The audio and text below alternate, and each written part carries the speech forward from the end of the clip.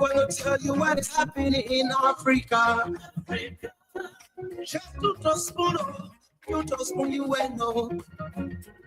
The children crying for starvation, just to spoon. You want to get a news update, my brother, to spoon. You want to know what is happening, Morocco, to spoon. Politicians want to make their decision, just to spoon. You want to know what's happening in the ministry, to spoon. Yeah, to spoon. Yeah, to spoon. You from Fonjema, Reverend to spoon. Yeah, to spoon. If you eat my graduate, my brother to spoon. You got a spoon TV, you got a spoon radio, to spoon. Yeah, to spoon. You want to get a news update, to spoon. What? Yeah, Rastafari. Kilibamba, kilibamba, kilibamba, kilibamba, kilibamba, kilibamba. What I want? Yes, but TV. Yes, but you got it. Spoon TV. Spoon. Balabadi.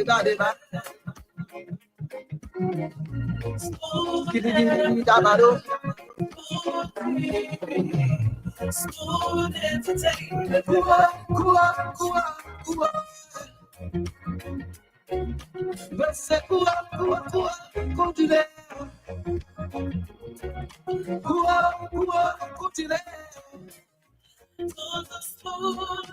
Yes,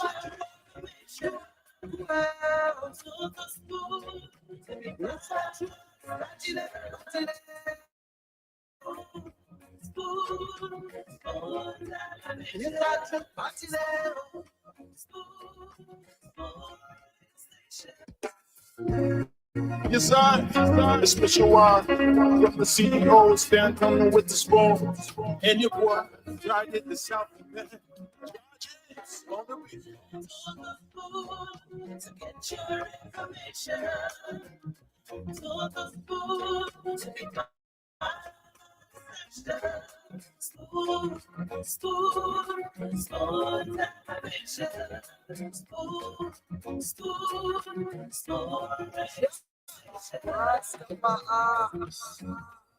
Spoon gonna tell you what is happening in Liberia.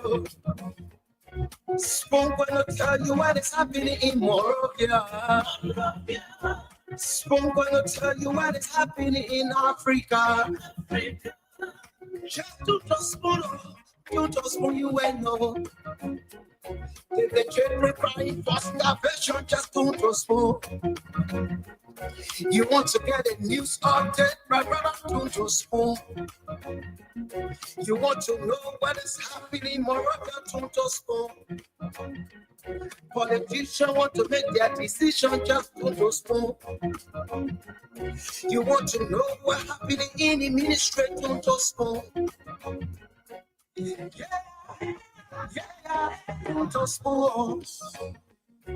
Yeah, to spoon. You from Fonjema, Reverend to spoon. Yeah, to spoon. If you eat my graduate, my brother to spoon. You got a spoon TV, you got a spoon radio, to spoon. Yeah, to spoon. You want to get a news update, to spoon. What? Yeah, Rastafari. Kilibamba, kilibamba, kilibamba, kilibamba, kilibamba, kilibamba. What I want? Yes, but you got it. Yes, but you got it. Spoon TV. Okay.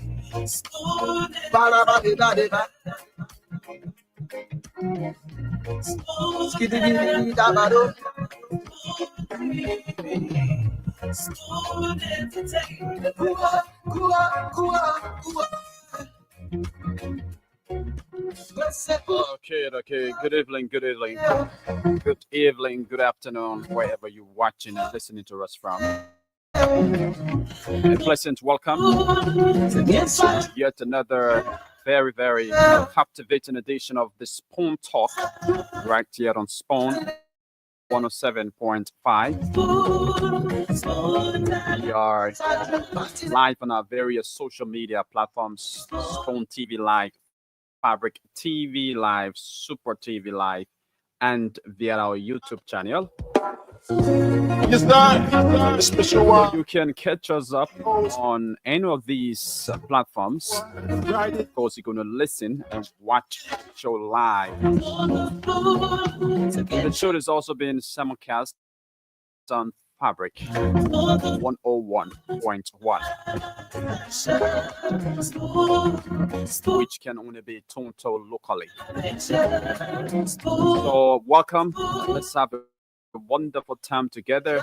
My name is Yekezi Zwobel, sitting in tonight as your producer. I've been in Liberia. And of course, first up, we will open the lines so that you can call in and tell us what's on your mind. What happened in Africa? Just to transport. So the numbers are 05551010750, 05551010750, 0770417724, 0770417724. So those are the numbers to put you through this evening on the Spoon Talk. Call us and tell us what's on your mind. And of course, those points will be considered here. There may be government officials listening to the show to, get to know what's on your mind. And if it's an issue they can resolve, maybe they can start to address it the following day.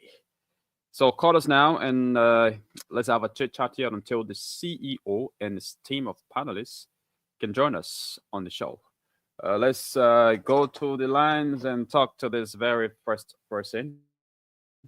Good evening, your name and where you join us from.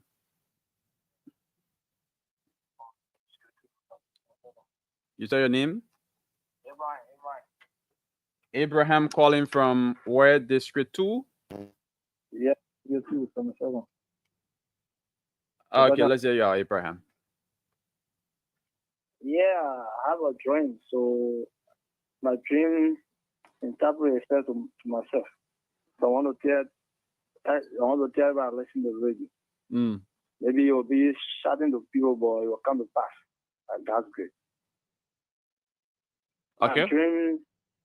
My dream is like Giselle Walker will win for the second term, but will not end the second term. America will end it. That's what God revealed to me. That is what God revealed to you in a dream, that Joseph Boakai will go for second term and he will win the second term, but he will not end the second term as if his vice president, Jeremiah Kuhn, who will end his second term. That's your dream. Yes. When did you have this dream? Dreams happen also, but I hardly call on radio. So that invites me. So I can always listen to Spoon Talk. Sometimes I can listen to Spoon Talk 11. And then see you close the show. Okay. So now I see you can even carry me and leave radio on and wake up on the radio. I have a dream, but I haven't explained my dream to go. Even 2017, the Jogia win. I have the same dream like Jogia. I'm going to go with 17. But I tell my friends, but you see, man, don't call where I call. So I try to call radio 2019. Otherwise, I just forgot what it's about. My dream ain't come to pass. And particular dream here, God revealed to me. She's never going to go 17. So let's hold you on the line for a while. So Besides the political dreams you can have, other dreams like social dreams, other dreams about maybe family members and other things. When you have it, can also come to pass. Yeah. I've been dreaming come to pass about my. Well, if I explain it, people can see like now to explain dream to people. That's about. Okay. I dream it come to pass. Okay, but you are a supporter of Joseph Boakai, right? Of the Unity Party government, right? No. I support Labrador. I only support Labrador. I don't support party. I'm not a fan of any party, but Labrador come first. But you voted President Boakai. Yeah. I voted for President Boakai. All right. Thank you for calling. Thank you for informing us or letting us know about your dream. That's interesting. All right. Thank you. Let's talk to another person. Hello, your name and where you join us from? Hello. Yeah, this is Peter Joa calling from Johnsonville. Joa, let's hear you. Yes, my concern has to do with the education ministry. I try to appeal to them all the time. I usually call on the show to remind the education ministry to pay attention to the schools that is exploiting parents for uniform. Because uniform is something that really government got to pay attention to stop uniform selling on campus because they're exploiting. Because the price of uniform on the campus and the price of uniform outside it's over on the campus. And some parents don't have the hand, other people don't have the hand like what they have. Maybe I may have $1,000 today, somebody have only $5 or $10. So have to be, the education ministry got to pay attention to that identical to stop this certain uniform on campus to start exploiting people because that's why parents are their children in the community, they are not going to school because if you can't get the money to buy uniform for registering the child to school before paying tuition, it will create a problem. But if you have your 1,000 or 1,005, you go down Wallace or you go around Redland, you can easily find a uniform suit for the child to begin school. But uniform on campus is $50 US, $40 US, or $5 US. If you tell a tour in most of the school offer a uniform on the campus are very, very expensive. And the club, no difference of the club. The same club that is set down Wallace is the same club that is set on the campus. So education ministry are trying to appeal to the government to pay attention to it. Thank you. So that they can restrict it. Thank you very much for calling. Let's talk to another person. Hello, your name and where you join us from? Hi, good evening. Murray as America to be person. Morris, please go ahead. Yeah, I'd like to tell the government thank you for the hard work in Manjibi County, for the road project, also the workers. Thank you very much. Okay, thank you very much for calling. Let's talk to another person here on this line. Hello, your name and where you join us from? Hello, my brother. I'm okay.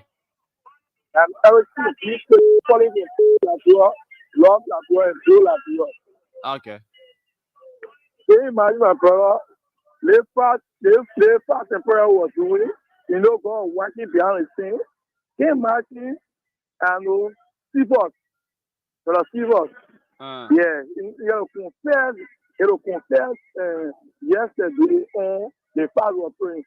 Fast and prayer was doing. Can you imagine? Now, when there, if you don't know this, you really think it's the fast and prayer? I'm telling you that got him to confess. The next one, the person who don't want to see like what our former president, where you will confess to. I got to do it. Thank you for the show, bro. All right. Thank you for calling.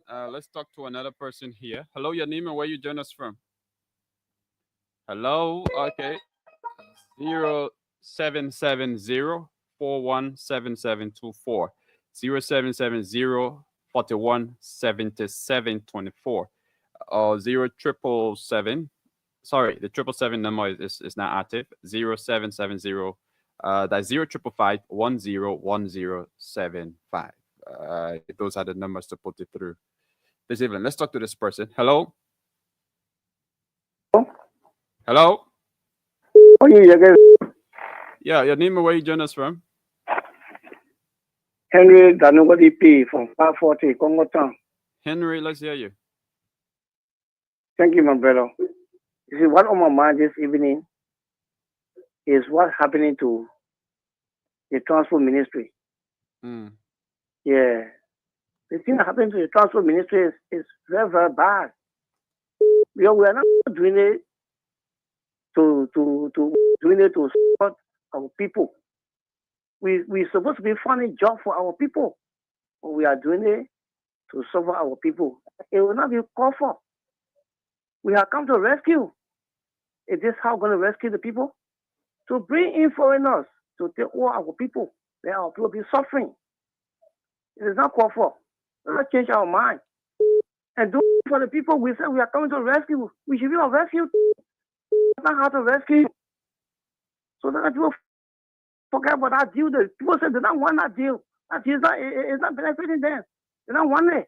Thank you. They don't want to enforce it on them. Thank you. Thank you very much. Let's talk to another person. Hello, your name and where you join us from?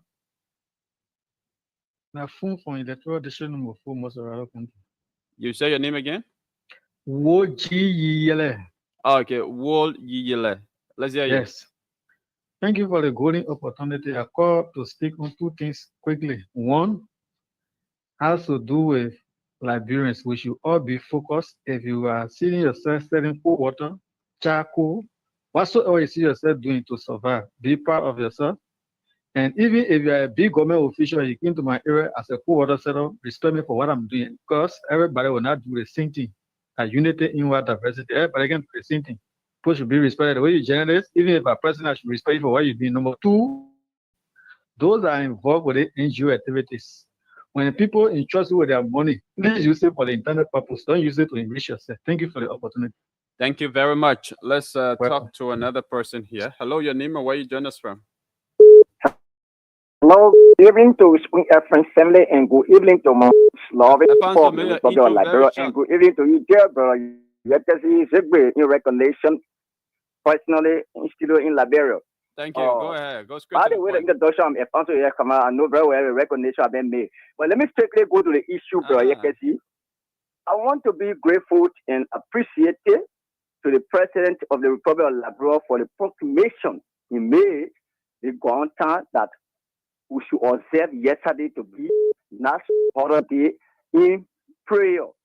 And we did. But we are the cause. We are the problems. What should we be looking for the cause when we know the effect?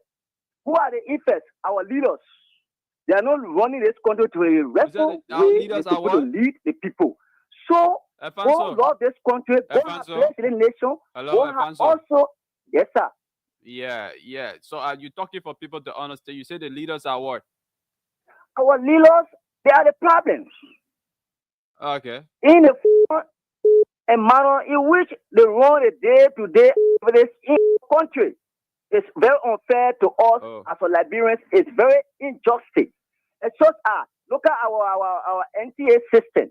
They are taking jobs from Liberian people, giving it to Lebanese, foreigners. When they got and make money, they're going to pay Lebanese. When Liberian people are there in power, they will pay Liberia. We are the nation bureau. But every day we difficult to buy information in our country, bro. It's not necessary. Okay. All he said, love this country. It blessed us with all kinds of natural resources.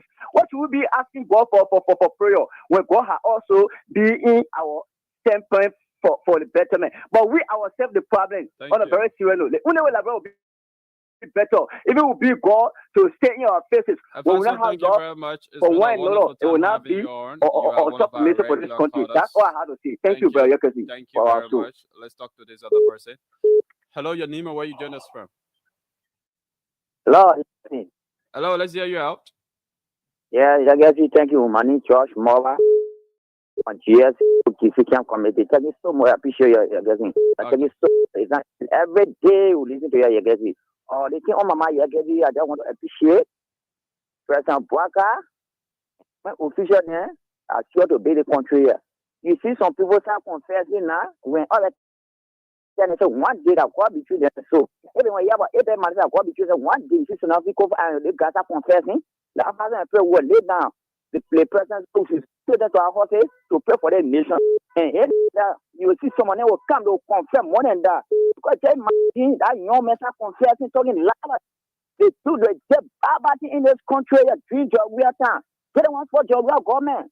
That be see what they want for job government. It's in us, lot of things on job we are in something lying. So now so like we don't call between us so if someone will come back or confess that before the year 2029 you will see they'll come back. We know someone else. Yeah, it's in the corner. Thank you. Thank you very much. Let's talk to another person here. Hello, your name and where you join us from?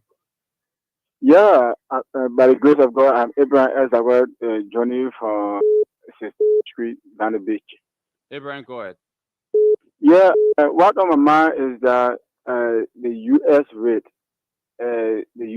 is high, and then team prices are still the same. Why is it that the government cannot look into it? Yeah, let the government try and then look into it, and the rest too. Yeah, the rest price during weird time it was 1,500, but now the rest price still the same. And then he said he came to rescue us. So let him rescue us and see how best to bring the rest price down. Okay, you said the rest price during weird time how much, and now it's how much? During weird time like 3,500. And right now, it's still the same. I know a rice been sold for $16. So no, it's still 3,500. Even if you go there now, it's 3,500. Okay, thank you very much. Prices, all right, then we come down. All right. By the day. Yeah, thank you very much. Let's talk to another person here on the line. Hello, your name and where you join us from? Hello, Spoon Talk. How you doing? We're good. Let's hear you out. Okay, thank you.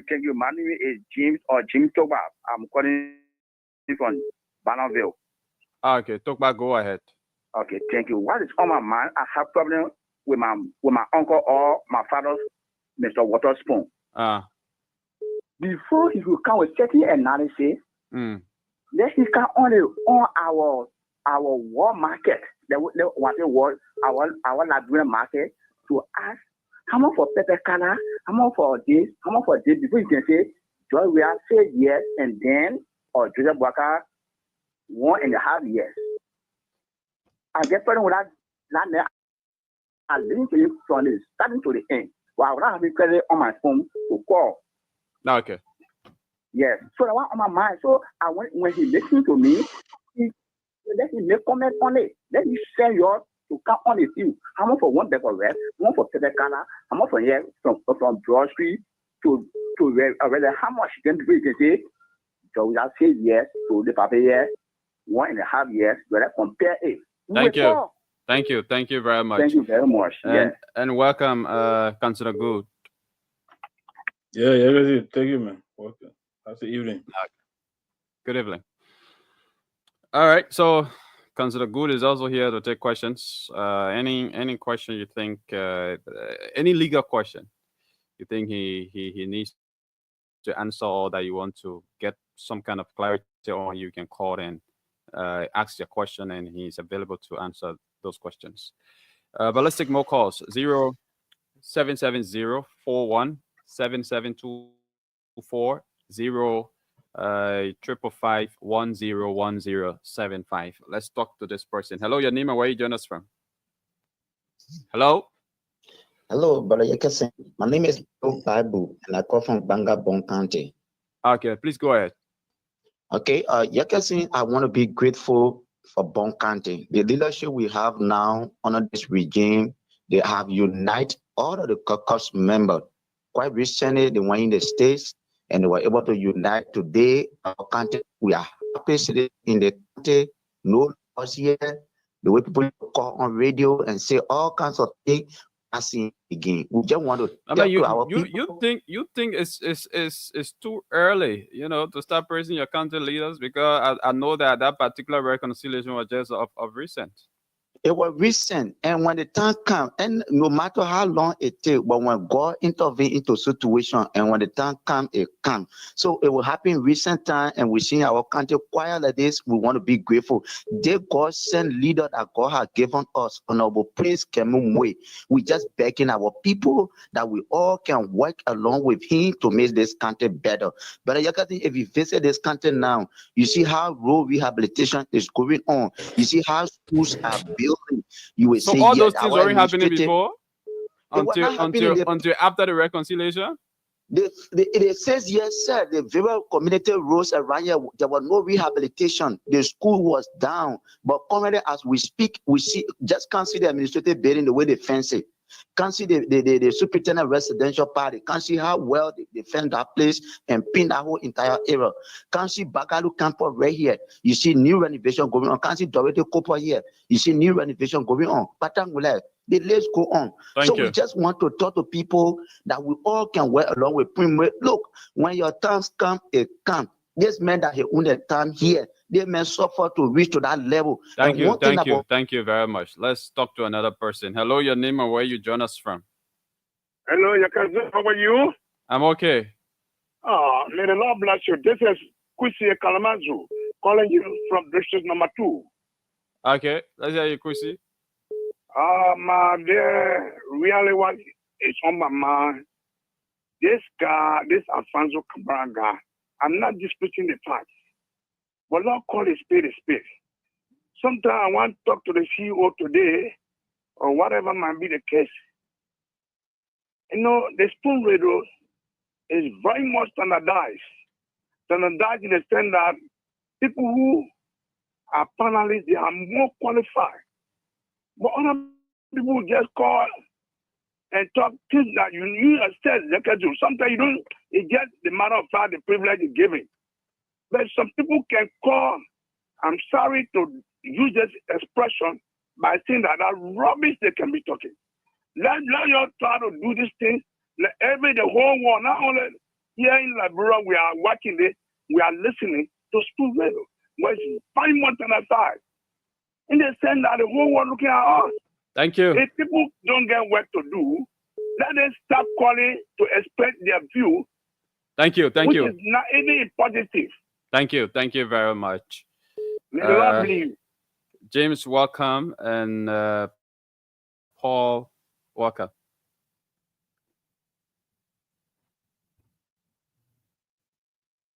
Are you getting me, James and Paul Kennedy?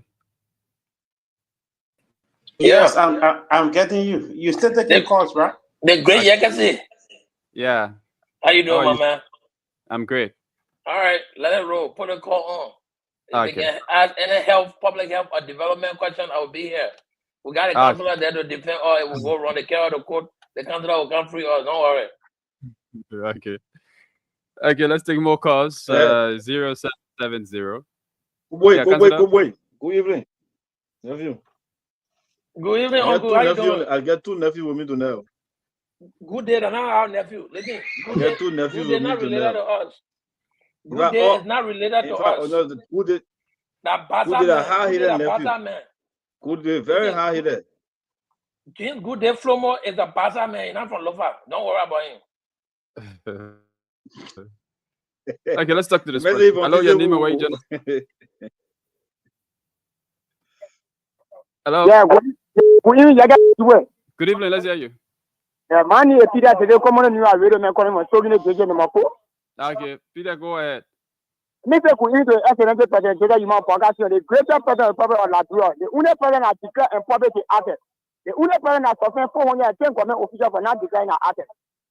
So I want to tell you to excellent president today you want podcast for information yesterday. I did we pray for the country and I did government that God will lead the government straight to the Labrador and our president to declare the country.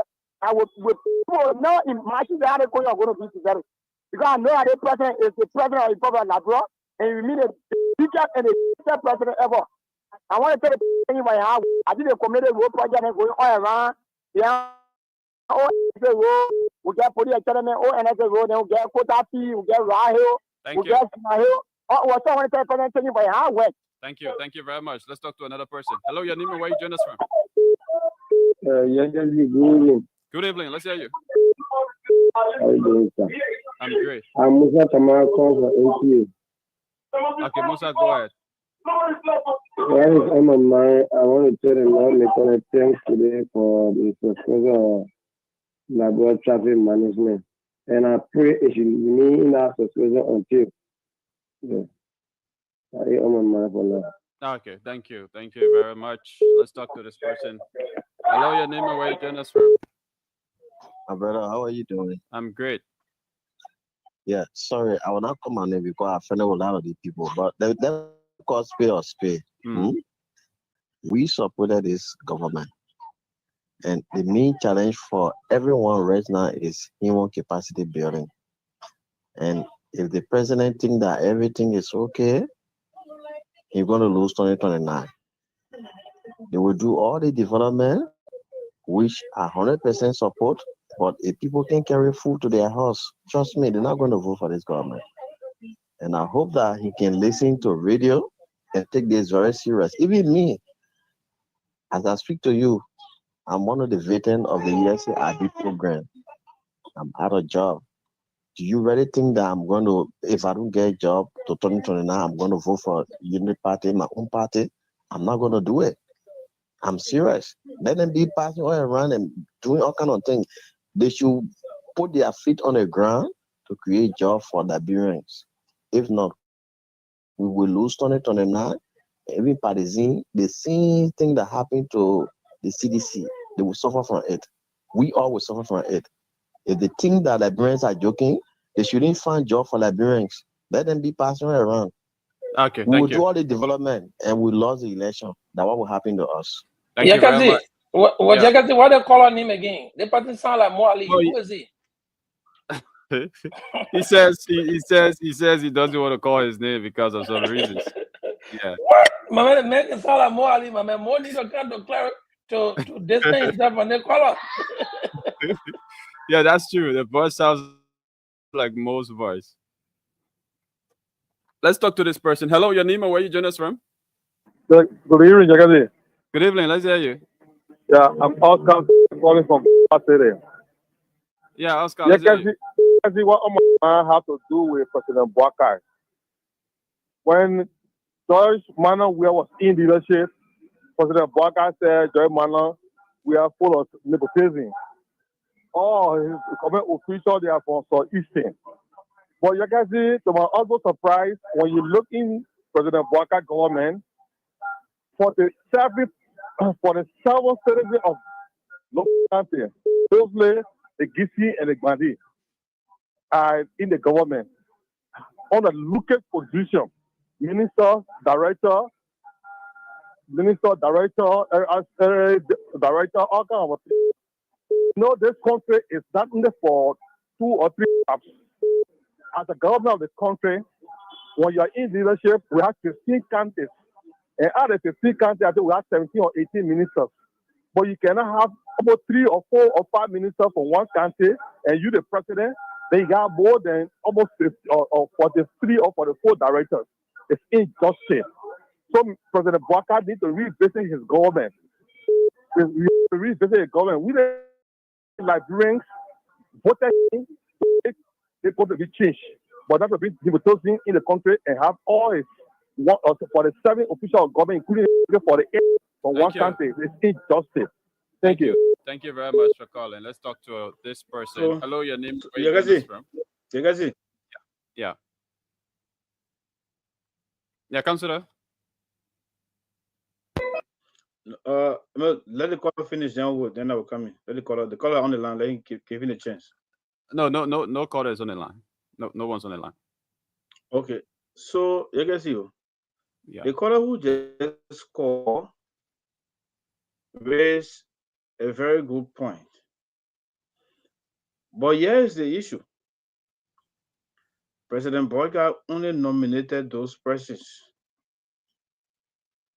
The Liberian Senate has only 2 persons from local county. I mean, by representation. Maybe others from, St. Joseph, other people there. But they represent different counties. But the Senate confirmed every one of them. Do you want to blame the president alone?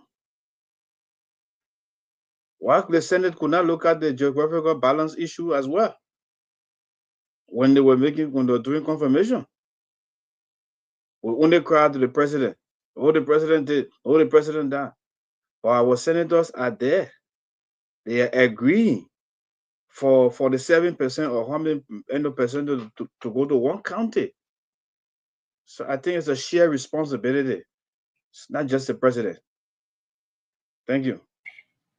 And Yagati, let me Okay. just add up to the councillor before you go to the line.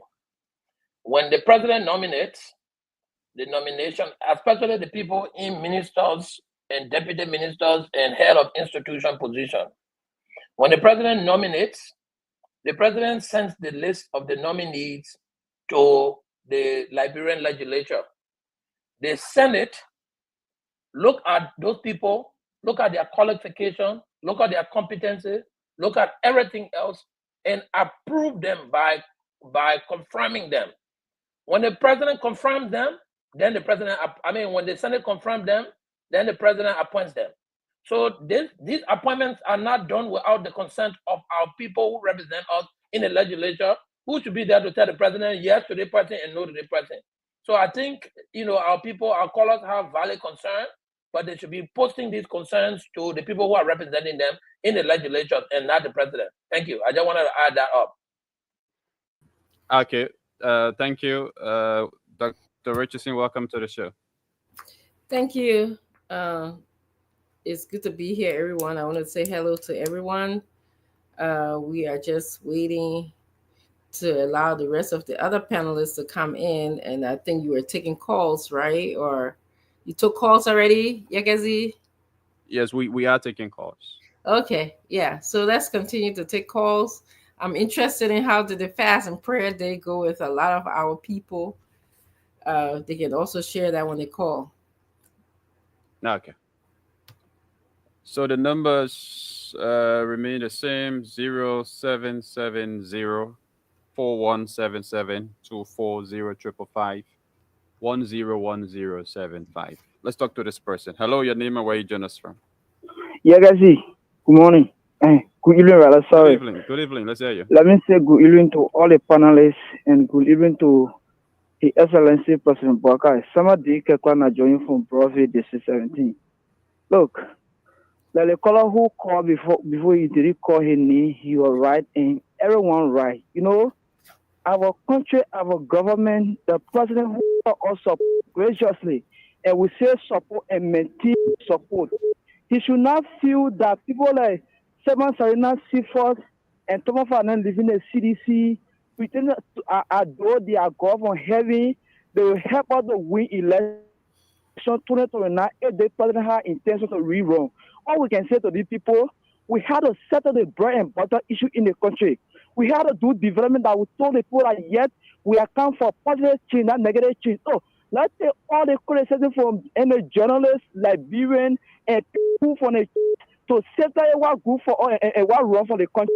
We should not say and few and keep building road to get in so he will get re-election. We gotta settle what matter the people. We should not mass sales and not civil who or not support a job we have for 2017 or 2023 and re-support him in the 2020 election. How can he come out to tell us say they may were wrong and the job for the country after he supported him 2023 again? So these are people who are pretending to the government. They are doing it only because they want to have their position.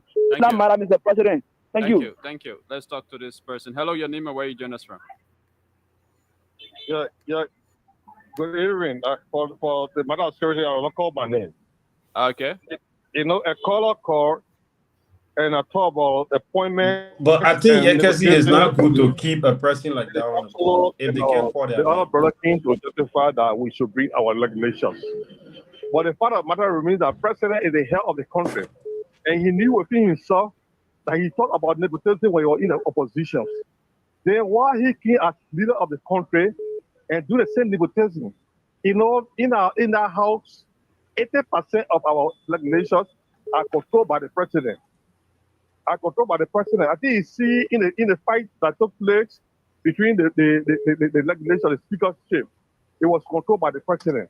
So the president did very well within himself. We have 15 counties, and out of these 15 counties, he cannot go and appoint about against 37 or 38% for one county. It's injustice. And all of these people that he appointed, they are cousin, uncle, and friends. Who are you talking to? As a person who you're talking to. Some of those individuals you're talking about that are his cousins or relatives.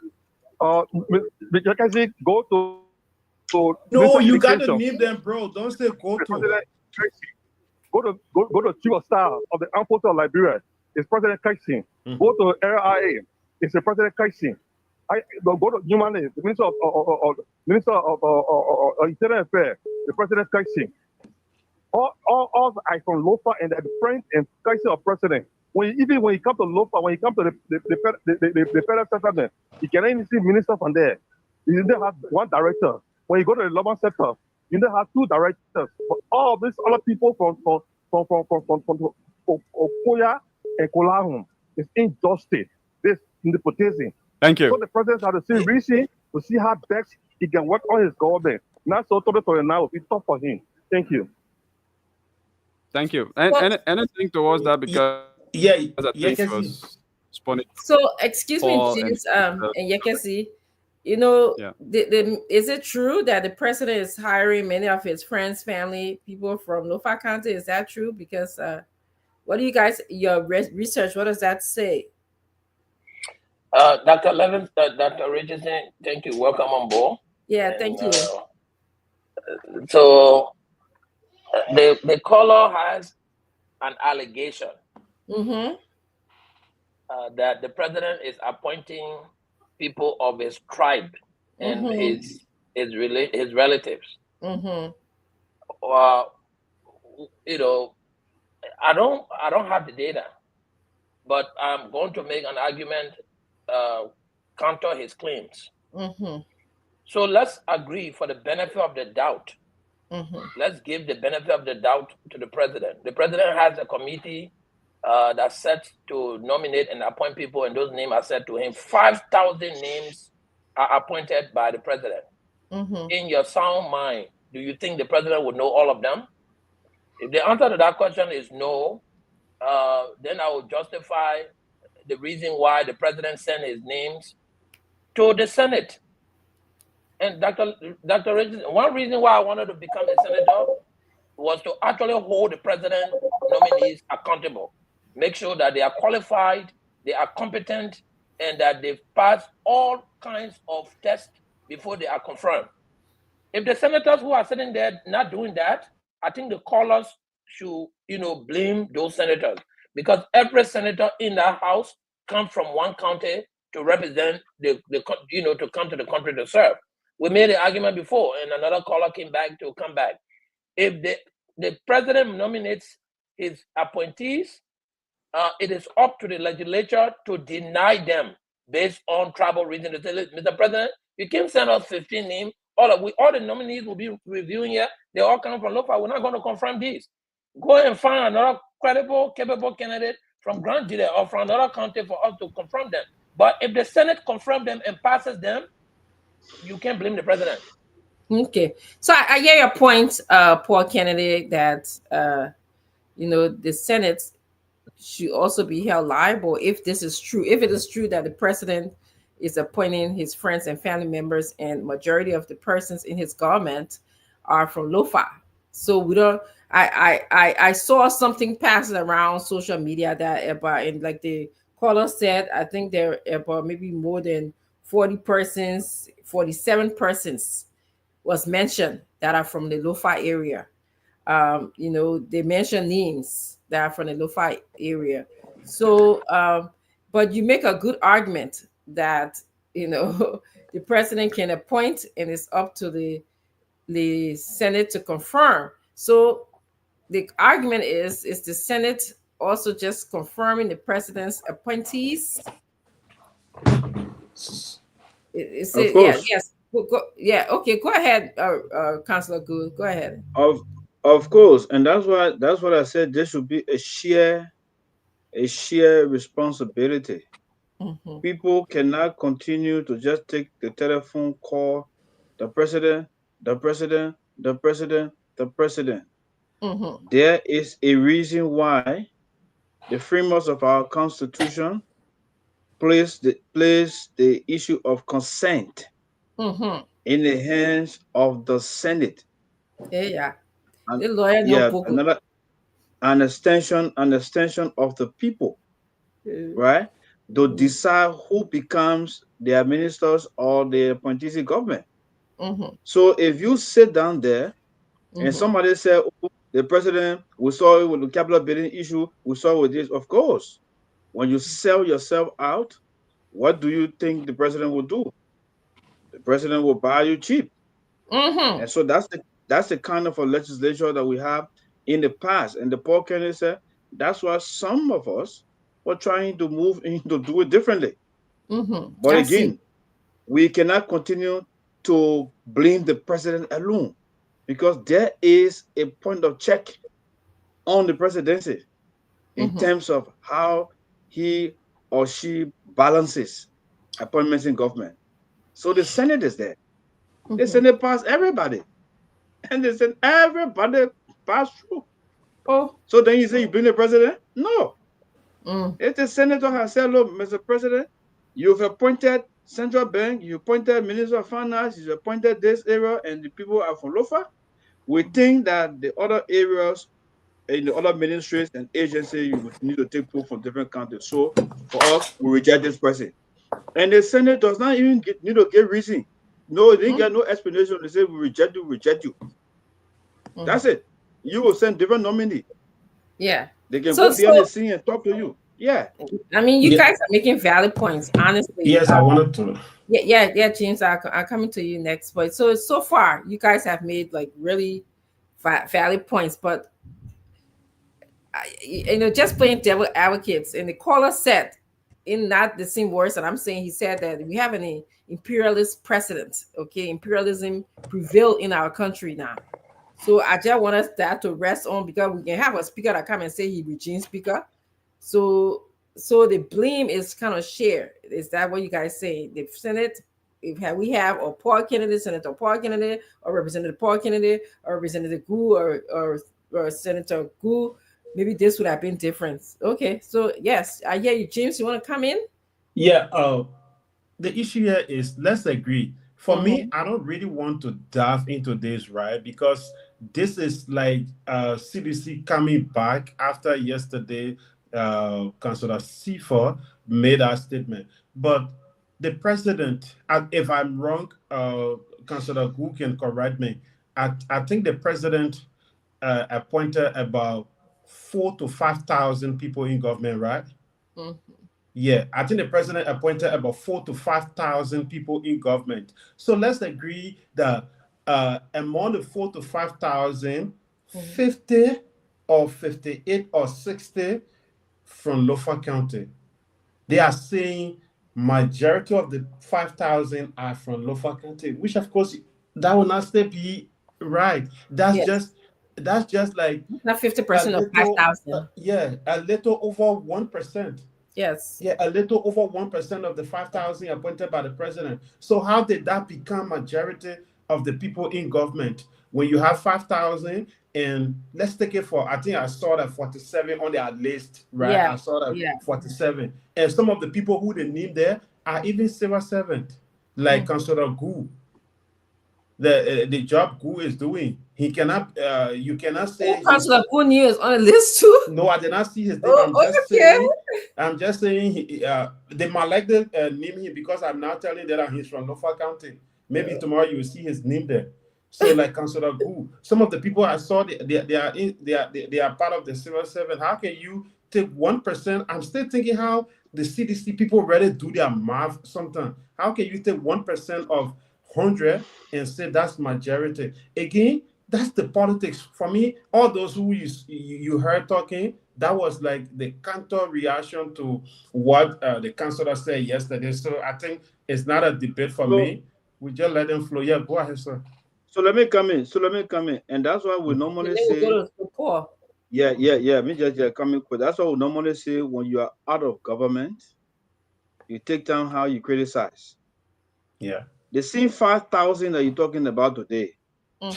Yesterday, the CDC government was accused of being a Southeastern government. That's correct. Did they have 3,000 persons from Southeast? Or did they have 4,000 persons from Southeast? I guess not. But because there were key positions in government that they were holding, key ministries and agencies, that's the reason why the opposition then considered that it was a one-sided government, a regional government. So the same thing coming today. Now you are checking 40. Agree with you. It's not even 2%. But yesterday was the same old thing that yourself was saying. No, I think you're missing the mark of yesterday. So what I'm saying here, no, I'm coming. Let me end. Good day. So what I'm saying here is, all of what we say, because there are areas where they got commissioners. Commissioners are also part of it. Superintendent, you would not take somebody from Lofa County, from Lofa to carry them to make them superintendent inside. No, we all know that one. You would not take somebody from different people to make them commissioner in Bogonjire. No, you have the people from that area. But again, because there are key position people look at, that's why those arguments are raised. So my point here is, the Senate should be held responsible as well. While it is true that these persons work in the executive, even if you have 10 ministries and the president appointed 5 of the ministers from one county, or nominated 5 of the ministers from one county, the Senate should be there to do the balance. Correct. It says, no, Mr. President, argument you here. cannot give 5 ministries to one county. No they don't argument. do it, then they must share the responsibility. Makes sense. Share the blame. Yes. So let me quickly, James, will come back to you. Let's go to Mr. Kennedy. He has something to add to this, and then we'll go back to you. And then officially we'll welcome everyone to the show at 5 o'clock, because that's when the show will officially start. We just kind of talking. I'm expecting Representative Fode Family today. Reportedly, some big news happened with LTM today, and he's going to be here to break that news for us. I'm sure many of you guys who are here on this panelist heard the news already. On this panel, heard the news already. Go ahead, Paul. You have something to add to this? I just wanted to draw Gooday's attention to something. When the public cry and say the president is giving all of the appointment to one tribe or one county, they are not talking about the 5,000 people in the appointment of the president. They are talking about the heads of the ministries and auxiliary agency.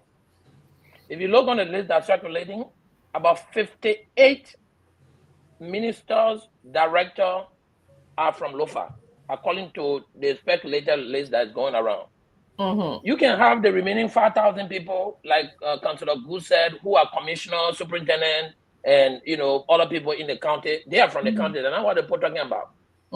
If you have the Minister of Finance, the Minister of Health, the Minister of Justice, the Minister, if you list all those people, about 15, there are about 48 ministries, maybe 50. If 30 of the 48 ministers and directors and agents are from Lofa, that is a biased form of appointment. But let me come back to my initial point. We will not also blame the president for that. Good. When people become president, they are human beings and they have the tendency to do wrong. The one thing when our constitution sat down and said, listen, we'll have 3 balanced power. The legislature, that is the full representation of the people, will hold the executive branch of government in check. When the Liberian people elect their legislature, are they thinking about these things? They need to begin to think about these things, and that's why I'm bringing it up. You elect a senator who never comes to the county, who does not even care. You think he's going to want Bapolu County? There is no son of Bapolu that has a appointed government position. No minister, no deputy minister come from Bapolu. Check all the ministers. So are you saying no appointed person from Bapolu? None of them. Nah, then who is the superintendent? The superintendent. So you see, I said minister. Yeah, good day. Let me say no minister. No, but listen, I was glad to say minister and deputy. Then you can bring me down to superintendent. No, he said no appointed position. No, you are not listening. No, he said no minister. Good day. No minister. You're not saying you be too bad. Stop reducing the conversation to that. So my point here is, go ahead. My point here is, we people in the legislature should be advocates for their people they represent. If you are sitting on that table to dialogue, to hold the executive branch of government in check, and you play a blind eye, the president is going to take your power away from you. And that's what the presidents of Liberia, I'm not talking about Joseph Boakai alone, all the presidents of Liberia have played on either the greed or ignorance of the legislation. Yeah. You see, one president just got out yesterday and called for a holiday. You cannot do. I'm a senator. If I'm a sitting senator, you can't call for a holiday. It's got to be constitutional. But they'll take the legislature power, and the legislature will clap while the executive is taking their power. So we cannot blame the executive alone. When the executive nominates, when the president nominates Dr. Richardson, that list comes to the Senate. Yes. The Senate review the list, Correct. the whole confirmation hearing. They say, Mr. President, the list you sent out, we have agreed to it. You can now go and appoint these people in the government. When the Senate refuses those people, the president can never appoint them. So our argument and our fight should not be with the president. It should be with the people who are representing us in the legislature. I think it should be a both, Mr. Kennedy. It should be a both. Like Councilor Gu said, there's enough blame to go around. Because how can a whole president just be saying lofa? It just, we, especially when we're calling for reconciliation and corruption to decrease, corruption to decrease in our country, but we are calling for reconciliation. How you just be doing that? Or for the 7 times you say you can't wake up. Huh? So I think there's enough blame to go around. But anyway, let's recognize the people that are watching us today, the people that are in our comment section. I also want to recognize you guys. James Good, did you have something else to add before we end and start a real show? God, I'm expecting Representative Foley formula to come before we break the news today regarding LTM. But go ahead. Yeah, I think he'll be coming up very shortly. Okay. Yes, again, like everyone has said, right? We should have a government of inclusion. Though there's no law to say you cannot have this amount of ministers coming from Bapolu County, from Lofa County, but we all agree that yes, there should be a government of inclusion. You should have people from almost every part. Another argument that they have been pushing is all of the people appointed from Lofa are either from the Kisi region or from that specific region. And again, another person will argue that no, you are misleading the public, because I think Lofa is one of the counties, if I'm not making a mistake, or the only county that has over 5 different tribes. You have many people living in Lofa, right? Like most of the people appointed, like those who they name, because we're talking about government of inclusion, right? You should have better people into government. Loma people, Madingo people, Grebo people, everyone should be in government. So those appointed as well are from different ethnic groups. Though I agree that there should be a government of inclusion. Everyone should taste government positions. Everyone should taste government positions. So, like, I wanted to correct you. That's just my point. Government of inclusion. Like what you said, Councillor, the argument the opposition had yesterday was the 3 top positions in Liberia were headed by a Southeasterner. The president, the speaker, in fact, 4. Let me name some of the people, James. The list are going around. Accosting the minister. So I just want to conclude. People were elected, every government, like for example, Dr. Richardson just referenced one to say. They got 47 in our chat room. Yeah, I can read some more for you. Dr. Richardson just talked about region speaker, right? Every government in the world will support a speaker that they want to lead their legislature. So the speaker of yesterday was supported by We are wanted him to be speaker. We are supported him to win. The protein, we are supported him to win. And the Chief Justice, we are appointed the Chief Justice. They were offering the Southeast. That was the debate. But the rescue government team to rescue. Why are we talking about we are business here now?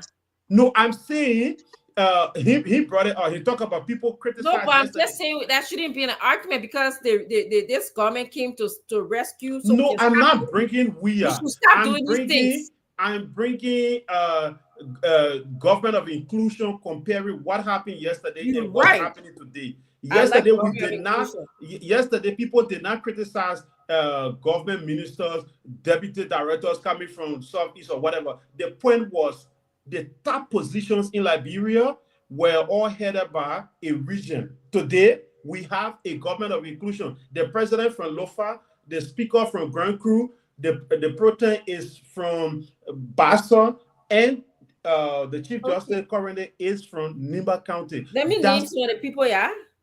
That's They government of say- inclusion. I don't know about that. Good day. But those people, but those good day, those people are elected.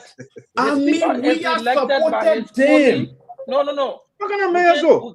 What you call what kind of man? I'm telling you what happened. Why you say we are supported then? Good day. You said that we are did appointed not then? support the speaker to win the speakership. Are you saying that? No. How can you say support? That's my point. How can you consider? How can you equate support to appointment?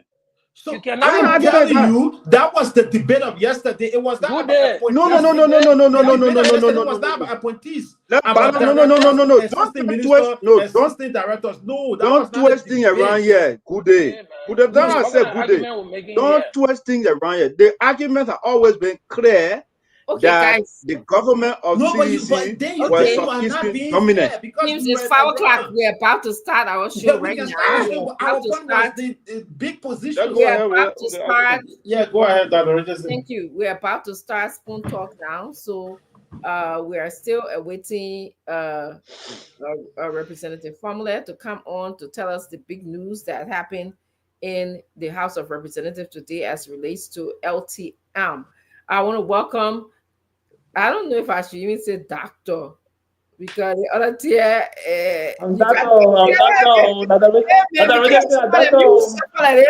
I suffer plenty for this here. I don't think we should get credence to this. Tell me that because I just caught myself. I mean, as an academician, don't do that. It's not credible. No. You can't say that, Paul. You can't say that. No. I know you are rejecting me to be your son-in-law, but you can't be against everything for me now. You can't be against everything. You said I cancel who made doctor. I know who will not be a right senses to me doctor because I know how you suffer for it. No, who compared the degree that on me. I accept that. When happened? You're not going to take that away. Nobody giving that. Welcome to the show. Thank you for being here. But I I cannot call you doctor when I know how I suffer. I'm sorry, not today. I suffer too much for this. You know, there are days you go to somebody will just give back to you and tell you, say, you got to go put this and that into it, you know, 6 years. You are on that over, not John Paul. I know what Paul on the end coming from. I know what Paul coming from. I know what you and Paul going through, but they all here. So anyway, welcome to the show. We're talking about you know the appointees that the president made, and I'm sure your own point on this will be like, the president, it will probably be very similar. The president can appoint and the Senate can confirm. Yeah. Good afternoon and good evening, everybody. You know, I've always said I've never questioned presidents for making appointments because the Senate is like the quality control of government. So whoever the president appoints and you go to the quality control and the quality control allow you to filter through, I don't blame the president. So you gotta flow, and all those that the president appoints, they work at the way and pleasure of the president. So the president only appoint people that he feel confident in working with. Yeah. And also all we can wish for is for the president to appoint competent people that will be able to execute the mandate for people to benefit. Yes. You know, that was all judges we are appointment, I never condemn them. Even though I knew some of them were not okay for the position, but I never condemned them because the Senate allowed all of them to pass through. So you just gotta live with it. So how about President Bokas's appointees? You think some of them are qualified or not qualified for the positions? I mean, to do so, 7 members were appointed by. No, we are not qualified people. President Bokas also had a lot of qualified people that I know of. People I even knew of before even entering government. You know, the Justice Minister Twe, I knew him long before. Dabo Jara was my math instructor at the Polytechnic, and I sat under him. He was also the dean for the college. And I remember one instance my final semester, I went to him to sign my control sheet. And the limit that people used to take was 21 credit. You can't take above 21. And that was my last semester. And I took, I think, 24 credits. Oh. And I started looking at him, look at me for long. It's my beginning. I trust you can make it. So he signed it. And I passed all. Okay. So that one exam I took on him, I think pre-calculus. Okay. That semester I struggled. So how do you call that one? No, that semester I struggled because calculator, $10 calculator, I struggle with it. So I had to borrow some calculator to take that final exam. And I had scored exact 100 before, and I had passed that course. Because that last exam that I took, because most of them I was failing through because of the calculator. But at the end of the day, he trusted me. He knew that from the time he took me through the different classes, he knew that I was good. That's how he signed out my last control sheet. He said, "But begin, I trust you can make it because the limit is 21. But I think you can. You're good to go. You'll pass." But I think it's fair to say that both governments, whether it's CDC or if it's United Party, they have some people that were good and some people that were bad. I think the argument we're having here, and I think we all agree, the Senate should be our safety net, but they are not performing to their duties. So what can we do, And we hope that Liberian people are hearing us, that are listening, because at the end of the day, you guys are the one who are representing the people or the counties that you come from. So you really got to do your job. That's what we're actually stressing here. And also, I hold the president responsible. I mean, Eric, 47 needs just lofa. I hold him responsible. Not too much. But let's before we get Representative Famula come in to tell us more about what happened today regarding LTM. I wanted to ask you guys, what did you guys fast and pray? Did y'all fast and pray? Who going first?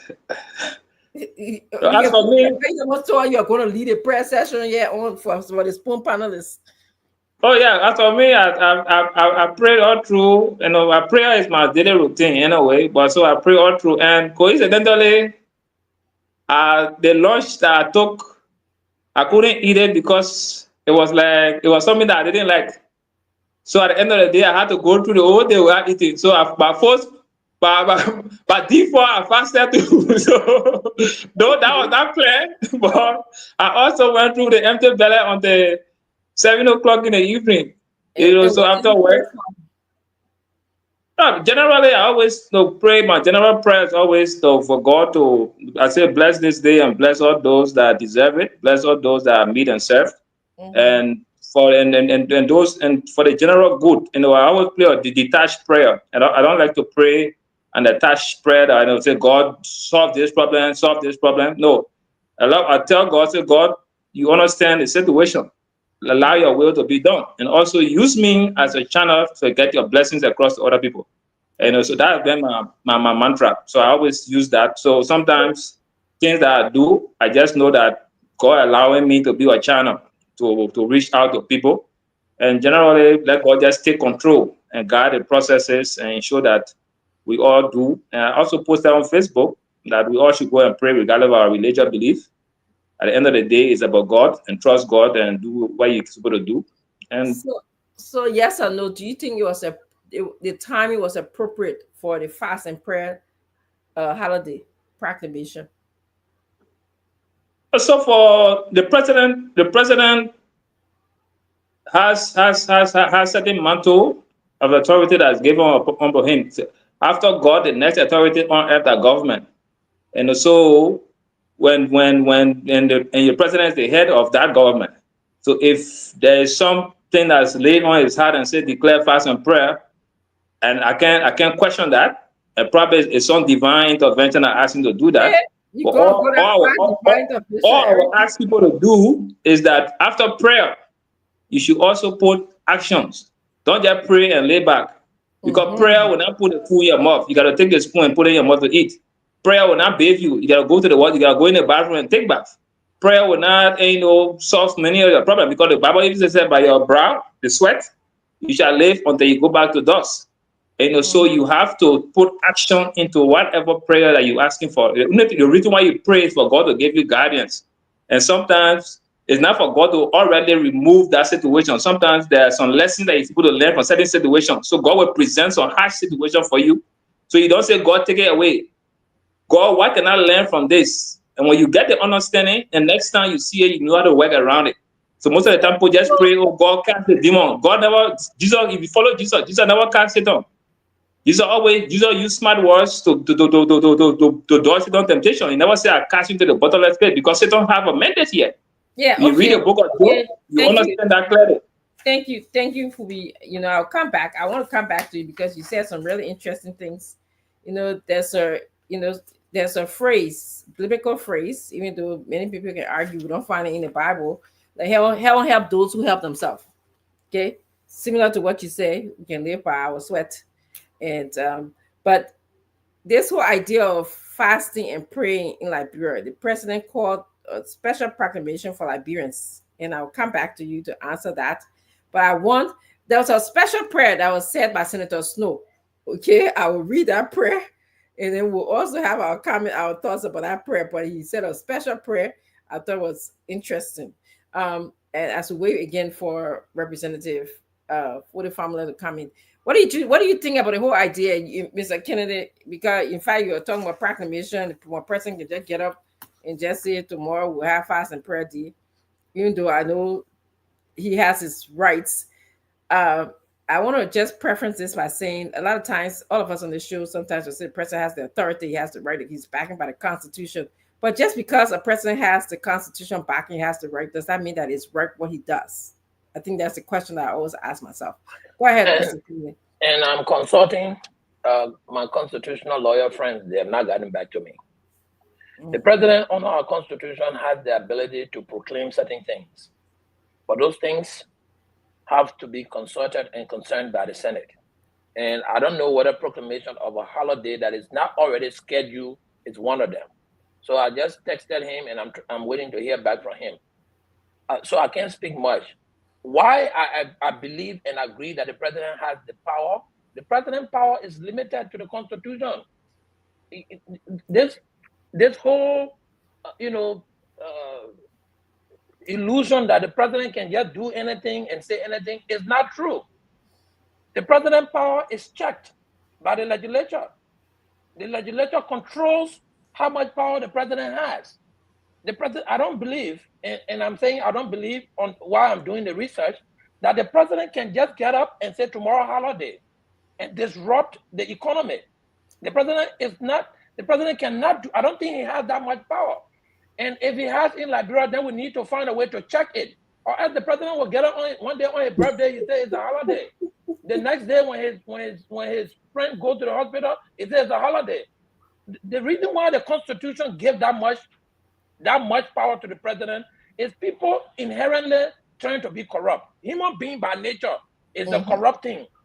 So the way we can curtail that is to set a branch of government somewhere that will be looking at what the legislature, the executive branch is going. Then we hear that word oversight. That's where that word comes from. So that the president just don't do whatever he wants to do in a free will might. And the counselor on here, I will defer to him, but I'm still waiting to hear from my colleagues who are also counselors and they are constitutional lawyers to tell me whether the president of Liberia has the power to just get up every morning and say tomorrow holiday, and that be it. So I can't speak much to that because I'm not aware. Before you come in, Councilor Cooper, Mr. Kennedy, you said a lot. One, you question the power of the president, whether the president has limitations. Exactly. I want to know that. Number two, you talk about the economy of our country. Okay, can we continue this holiday business, and how does that disrupt our economy? When you shut things down, does that impact? Have anybody studied to see how it affects the economy? So that's something else that you brought up here. Number three, does Liberia have enough holidays as it is? It seems like to me we have enough, but I could be wrong about that. So let me just hear from Councilor Good. But Councilor Good, before you come in, I want to welcome you, Representative for the family, to the show. You're going to be telling us the good news, breaking news today.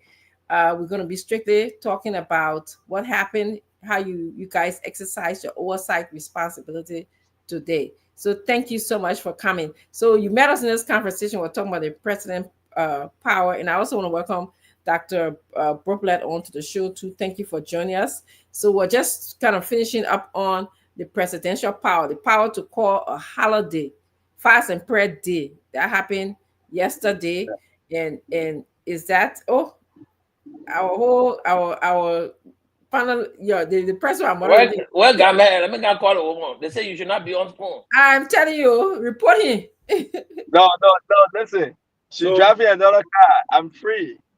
I'm good. I'm good. Addiction. No, you're not free because you can be telling us I have a little over 3 hours to get to the destination, so I'm going to spy in. I mean, 40 said he come here. I just can't. Addiction stay is a away, bad man. thing. 40 is on the show.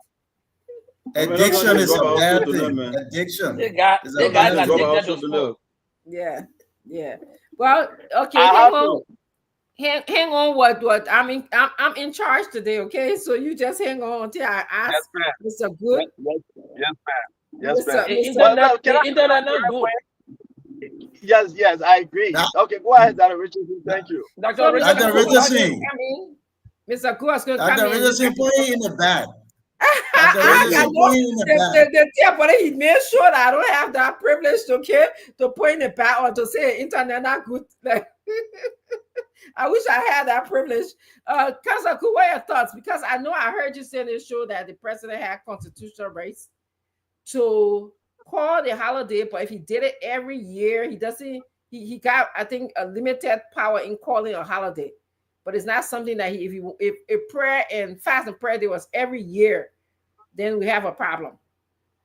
So Dr. Richardson, before I go there with the prayer, I want to tell Good Day Flomo that Section 10.2 of the Executive Law reads: appointment of cabinet ministers from all counties. As far as practicable, the president shall appoint at least one member of the cabinet from every county of the republic. Okay. That is the law. So let's go on the other side. Let's go to the prayer. So this president is already in violation of that. So let's go to the prayer. No, let's be honest. Let's go to the prayer. Let's go to the prayer. We prayed yesterday. Yes, we did. And I think somebody posted in my prayer, one of my prayer points in the chat room. And we posted, and somebody questioned me and said, well, but you put it on Facebook, go get Facebook account. You know, just laugh about it. Yeah, go get Facebook account. You even get WhatsApp account. You won't see God. Yeah, go get WhatsApp account and all. So our prayer for Liberia was that God should save the country from corruption. All those people who got evil against the country but believe that their pockets must be good, they should destroy them. They should destroy them. You pray against the country, but you want your pocket to be good, to get filled. And asking to destroy them. Yes. I also prayed that the killers, the people who murdered Shalom Musu, I said it tonight again on my page. Yes, the people who murdered Shalom Musu must confess. I said it. Second point. I also said that if I, Councillor Lafia Bigu Senior, lied on any of those persons, including Councillor Global Musu Scott, because on my page, so I will repeat. If I lied on her, then the wrath of God should visit me, my household, hard. Not just pass over it, grace, no. Visit it hard. But if I didn't, then the windows of confession remains open. Today, I stand by every letter, every line that I wrote yesterday. So those are my 3 prayer points Okay. And I leave it now with God. I'm done with it. I leave it with God to judge us. Thank you. That's it. The whole thing with their case, they're not easy. But anyway, Dr. Brobler, I'd like to come to you about this fast and prayer discussion, and I will end by, and I'll come to you too, Stanton, because you're driving. The people already complaining in the comment section and say you shouldn't be here driving, and then we'll go to. No, I'm not driving. That's what you say. I'm not driving. Oh, okay. You in it? You passenger. People, you're right. You're calling my attention. Okay, you're a passenger. You're not driving. No. I'm driving as I'm on the show. Yeah, I'm a passenger. All right, let's go to. Thank you. Let's go to Dr. Brooklyn, and then we'll come to you, Stanton, and then of course we'll transition over to you. Please bear with us. Our guest here today is Representative Appointee family. Oh, something happened to Dr. Brooklyn. I think they harmonize his internet. Okay, Pastor, you got anything to say about this whole matter relating to fire? Because I want to close with Senator Snow prayer. It was not an easy prayer, in my opinion. No, but I think that. Why were you dark? Yeah, the son. That Richard said, I think you. No, you see what Fubi Henry got on? You see Fubi Henry trying to be like you.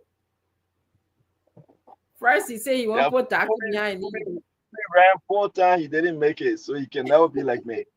That leaves that one alone. I mean, but what I want to say, I'm listening to my brother, Councilor Good, and I think sometimes we should let this thing go. Our professionalism should speak for us. You were just beating on prayer. You don't get nothing to do with my prayer. You pray to God. I'm on the prayer. Don't criticize me for praying. No. Forget it. Yeah, that's my prayer. You pray. Be your prayer. Don't criticize me for what I pray for. Please. Councilor or quiet. Yeah. Just please be general in your comment. Don't talk about. Yeah, don't attack me. You got your prayer. You pray. You pray. Give me that prayer that God busy with talking. Council, let me man speak on the tongue. Oh, Stanton, you there? I think we lost him.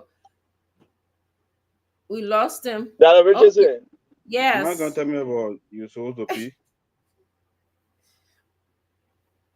So let me just let the people hear. So this is from Senator Snow, as he said, Father, we lift up our president, His Excellency Joseph Yuma Boakai Sr., into your arms.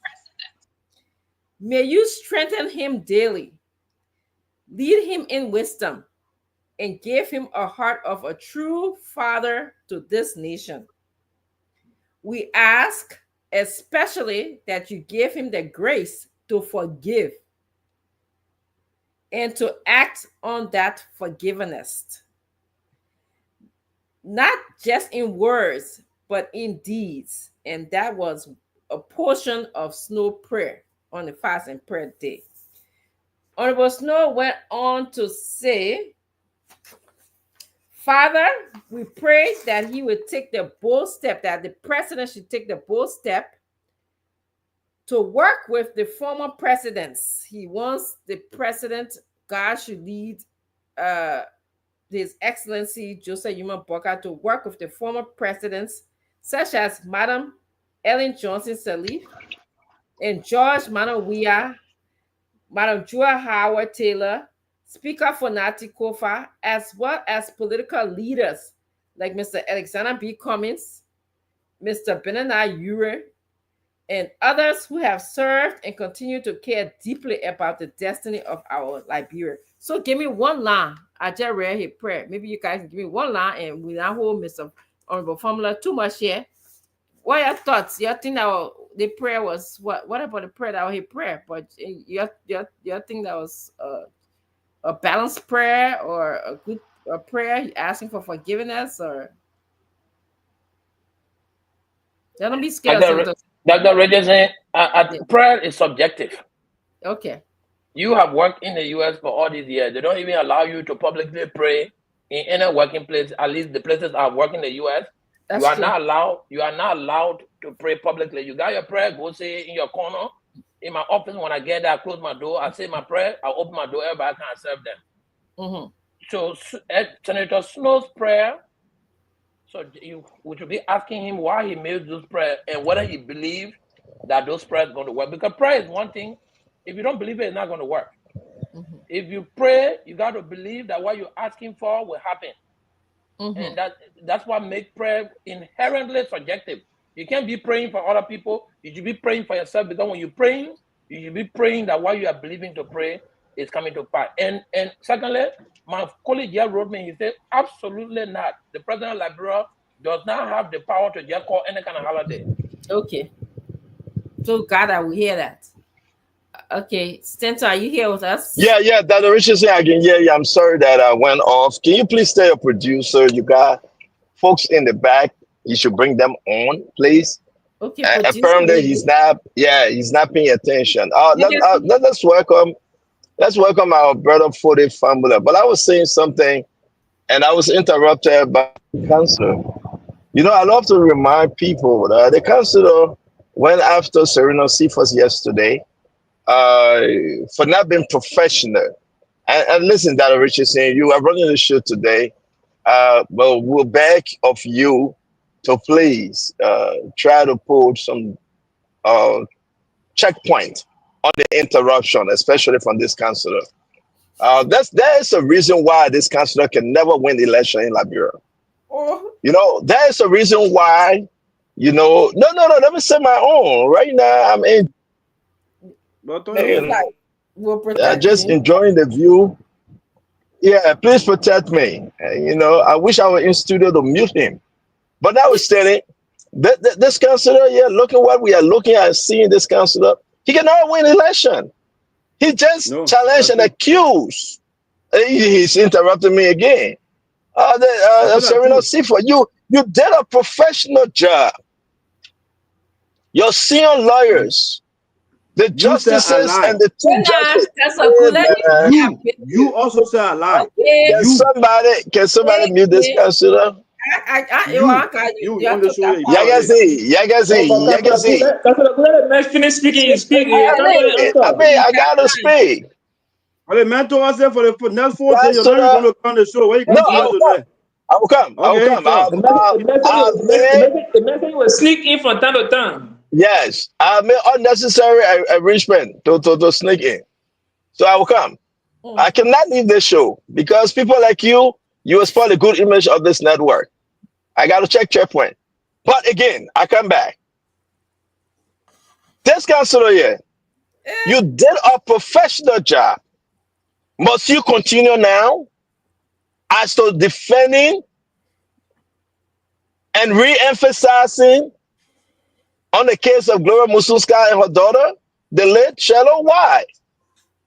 Let it go.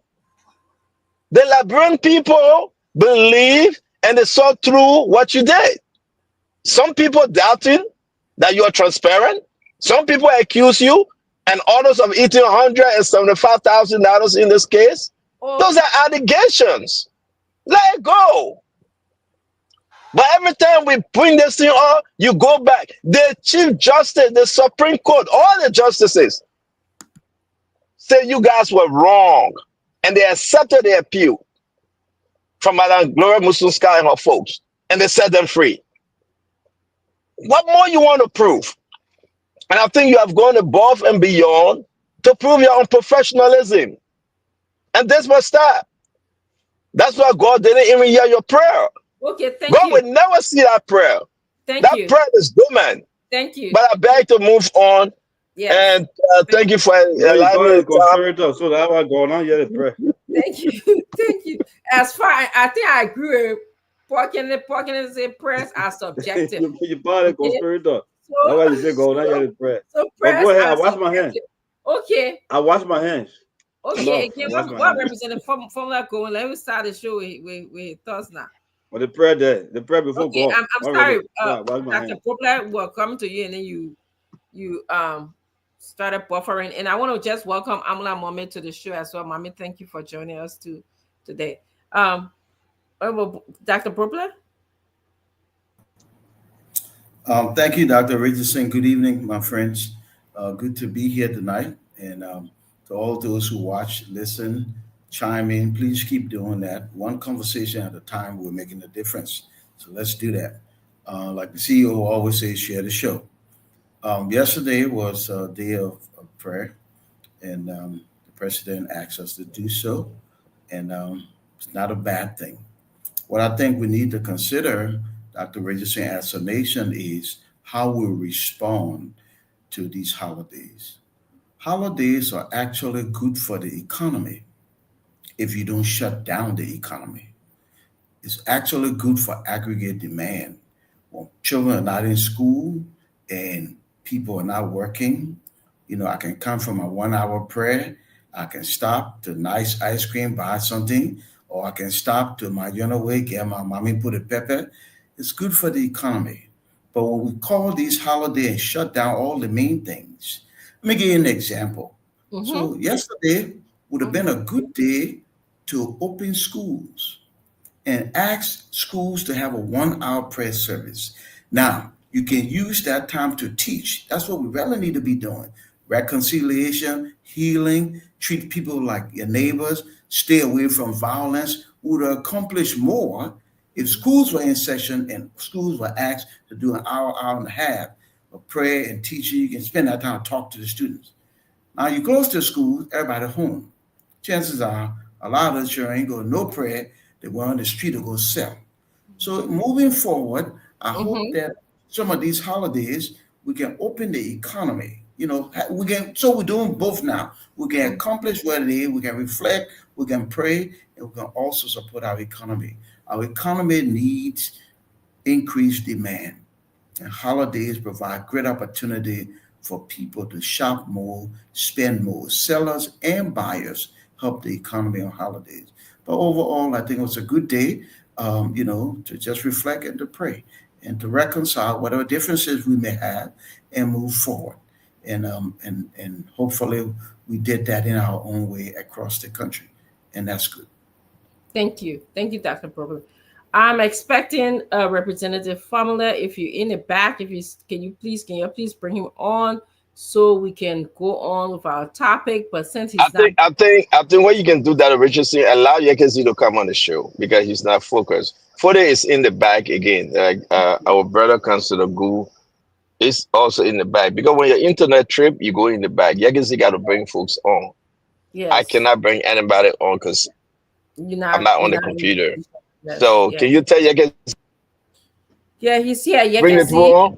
Can you? Okay. So can we? If I can ask your indulgence, please, Mame, that we move on to our next topic, which is why we have Representative Family here. He's been waiting for a while, so we're just gonna move on to the next topic. So something big happened in our country today. I like to state that to some extent, the House of Representatives exercise their oversight responsibility.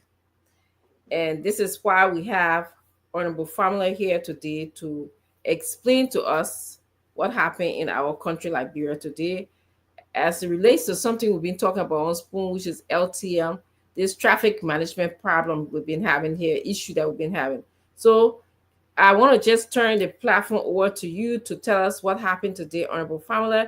And then from there, we'll ask you at least one questions initially I'm starting with. If we have more time with you, we can go on to 2 questions, okay? So the floor is yours, Honorable Family. So thank you again. I'd like to say hi to everyone. It's been a little while and I've been around. So a few weeks ago, if I'm correct, around July 10th, the Committee on Investment and Concession and the Committee on Transport was given the mandate by plenary to launch an inquiry into the petition placed on the floor of the House by concerned workers of the Ministry of Transport. Among their complaints were issues raised about a concession, that they believe had issues, and as such, they wanted Lawmaker to intervene. And thereafter, when the mandate of plenary was then made, we considered writing the institutions that were concerned. What we gathered was that the Ministry of Justice, we invited the Liberian National Police, the Ministry of Transport, the sector lead, we invited the concerned workers, and this has to do with issues that affect drivers in our country, keke riders, almost everyone are in the transport sector, because the Ministry of Transport has previously been issuing the issues of lesson plates and travel lesson and other documents surrounding the transport sector.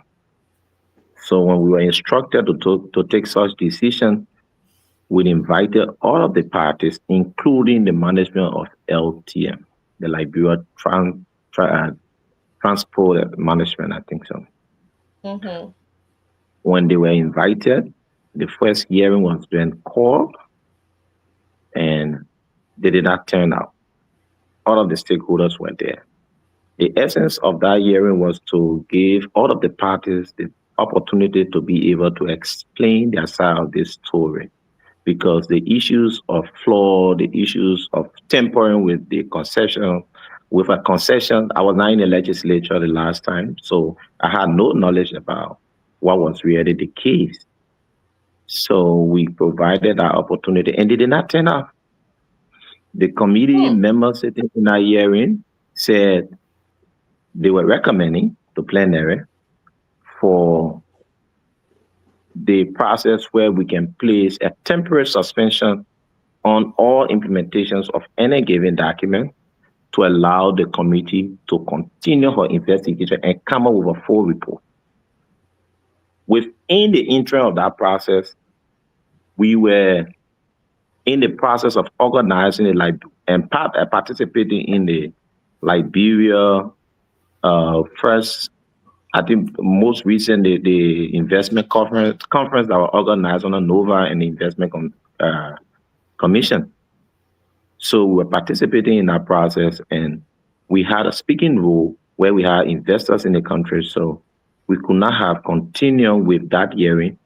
Thereafter, when plenary was taking a decision as to how we close, they provided an extension of our work that we could lay to rest some of the issues surrounding this traffic management and be able to recommend to leadership and plenary as to where we are.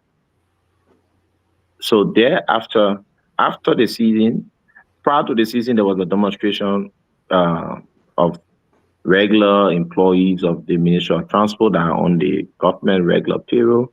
Some of them, I don't know, they played different roles in the ministry.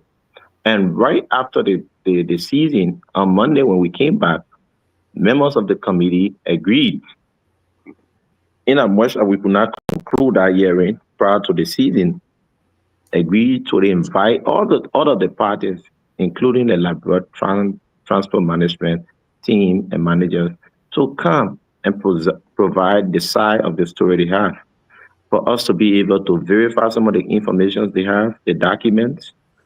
Public information is that there are two legal instruments that the parties are claiming to be legitimate. We have not concluded any investigation, so we cannot tell which one is legit, because some of the argument would be to be able to write for the official signed copy, the one that was published. So all of these conversations are ongoing. When that opportunity was afforded, the Liberia Traffic Management team again, the sector lead, all of the union heads in Liberia were present.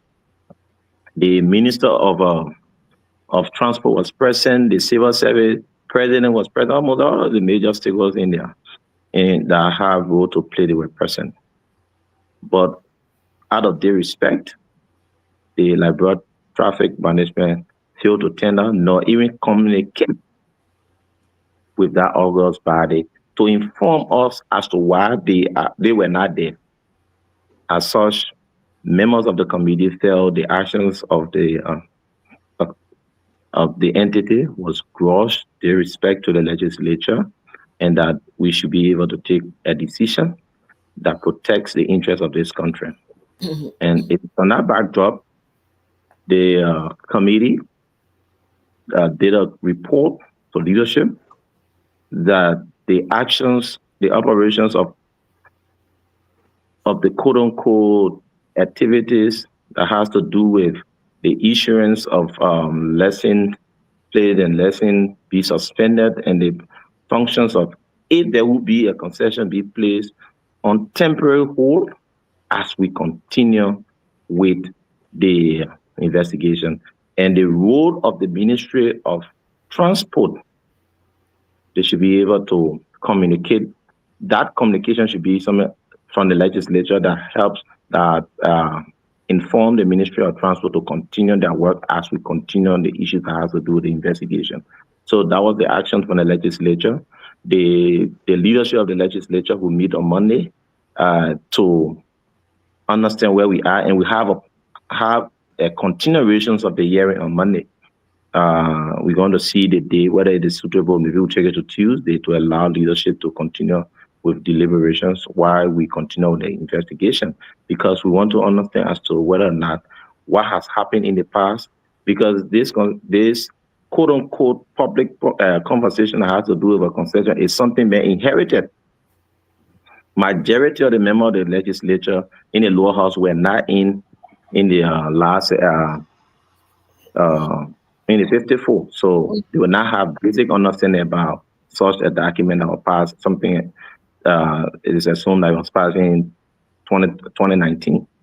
So for us, as it stands, that was the decision. It's a temporary stay, temporary suspension of that operation. It helps create a safe landing for all of the parties to come and justify as to those legal documents they believe that will help support their side of the story. So as far as I'm concerned, that's how we proceeded today. That was the will of the committee in putting out such a statement. Thank you. Thank you so much, Honorable Formula. I'm going to give you panelists the opportunity to ask Honorable Formula questions.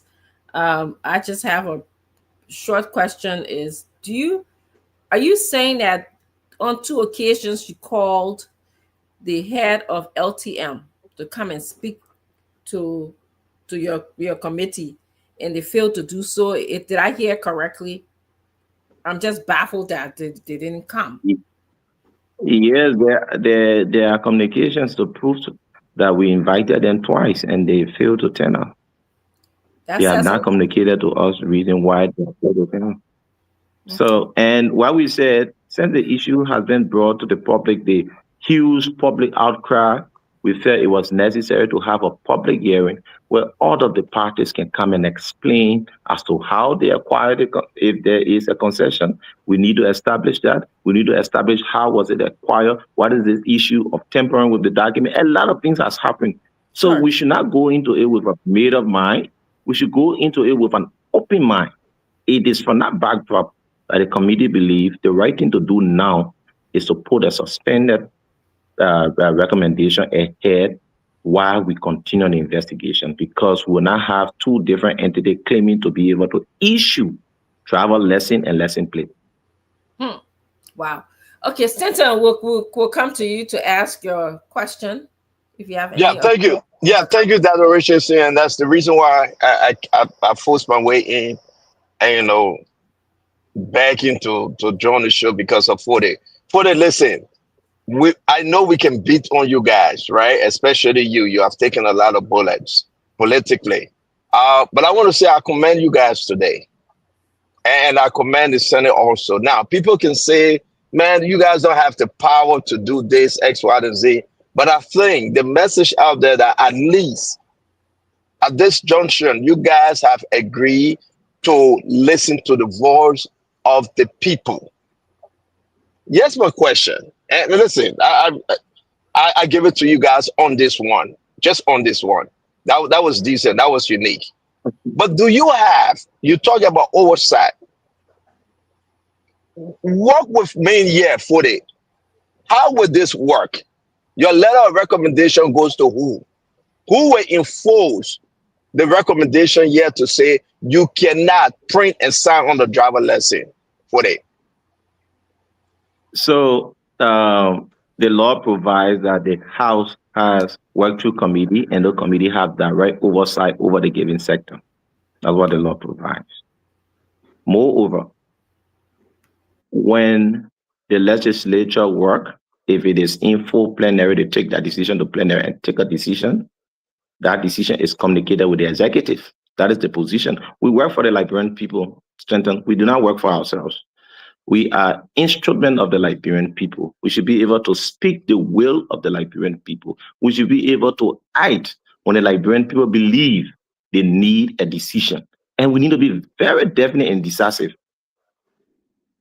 The issue about, you would agree with me that it has raised to the point where we need decision. We need men enough who will stand up and say, this is the right thing. The aspect of who enforces the people decision, the people were already in the street. We are even asking Lawmaker. The people got in the street. The workers were in the street. The drivers are in the street. Maybe you might see the pen rider in the street. You might see the motorcyclists in the street. What you need a conglomerations of all of these people at the same point in time. It must stop business activities and embarrass the economy. We need to be very decisive. And yeah, so to my question, so I'm sorry, honorable man, to interrupt you. Let me give yeah, you who's going to enforce this? The procedure, the first thing the Liberian people have scored the kind of decision we took. The Liberians people listen to their leaders. They know what we are taking. They know where now to go. They are aware that the legislature leadership will have a meeting on Monday. They will take a decision. We're not police people to be running the street, or the police know that the citizens more than them. It is the citizens who are giving us, surrender their rights to us to act in their stead. So and I understand that. I'm looking at, I beg you, honorable man, because the others got to come and let me make this. Yeah. The communication of the legislature will be sent to the legitimate authority that are to enforce it as an advice from the legislature, as a position of the legislature. Who is the legitimate enforcer from the government?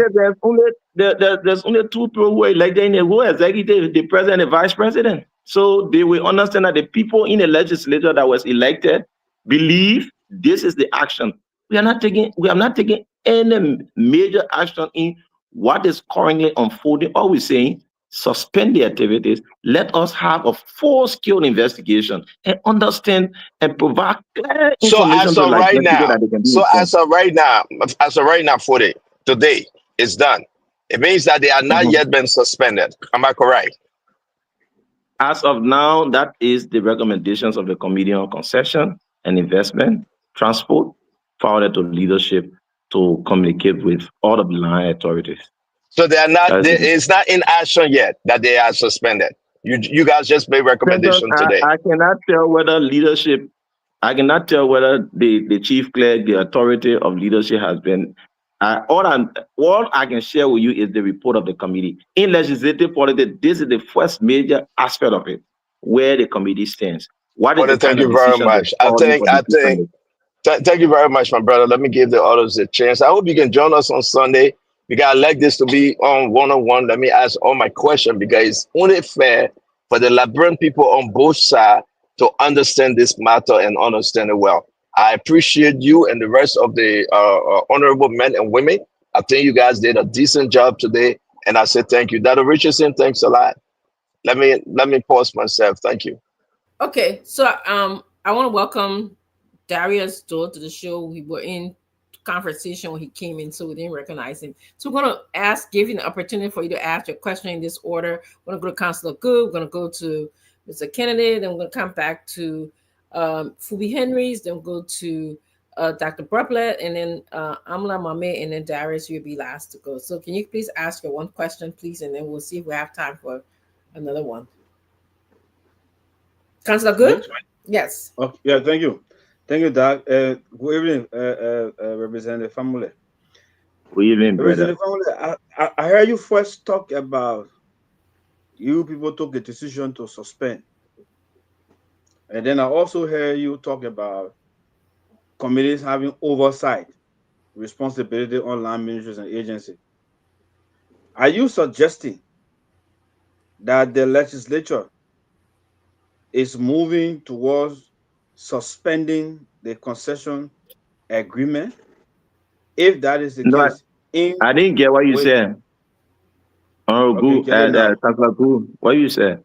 I didn't Yeah, get you well. I said I heard you say that you are taking a decision, your committee took a decision to suspend.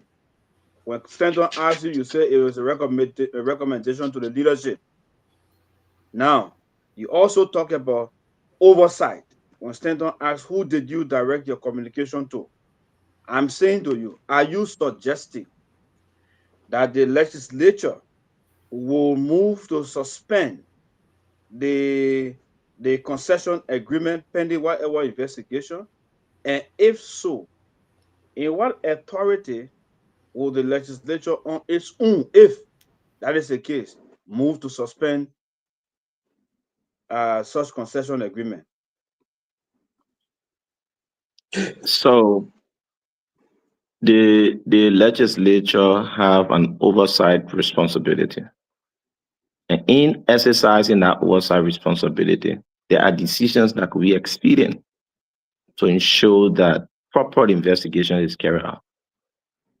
As it stands, the committee, which you are aware of, has come up with a formal report taking all of the different circumstances into consideration.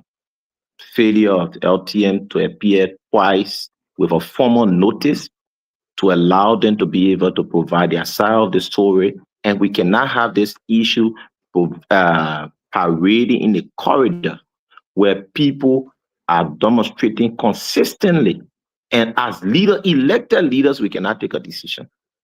As such, the committee has recommended initially for the suspension to initially that the operations of LTM be suspended while we conclude the investigation and have a full-scale recommendation to say this is what we want the legislature to endorse.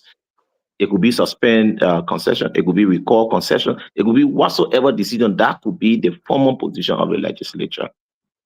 So as it stands, that was the initial recommendations of the committee, and that was what was agreed upon today.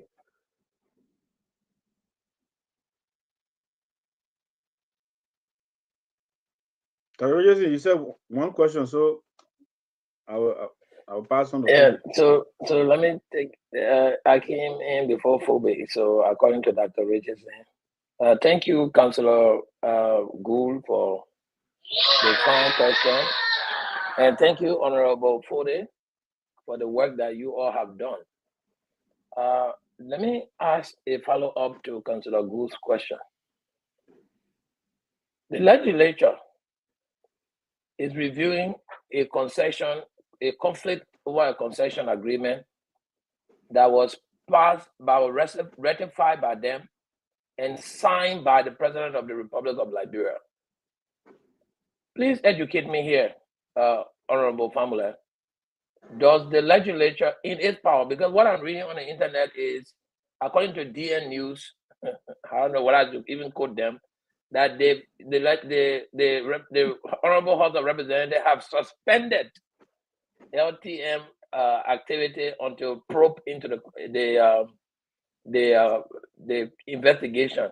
Are you aware that the Liberian traffic law actually gives traffic management as far as registration and licensing function to the Ministry of Justice? Are you aware of that law?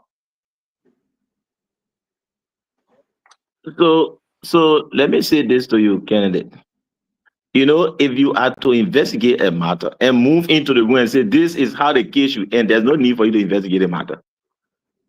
Where we are, we said to you, we invited LTM to come and provide their side of the story. They have a side of a story. They have documents that I believe they rely on. That's all. We represent the Liberian people.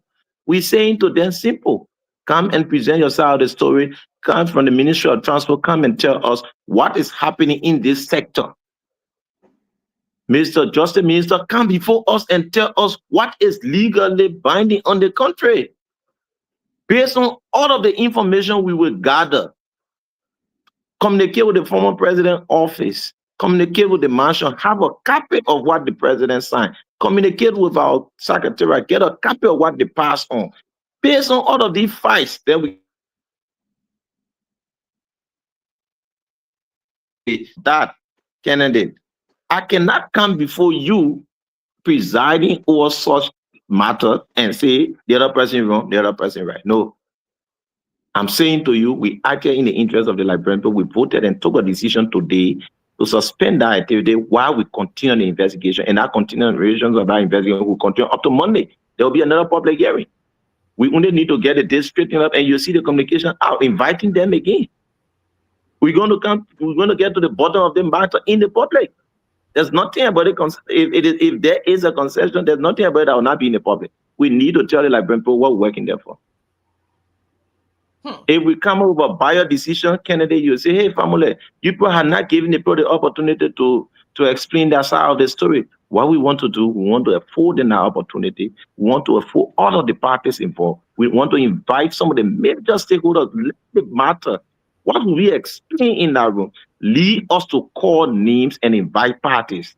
Then we can ask all the lawyers, come in. Councillor Gu, can you provide an expert opinion on this matter?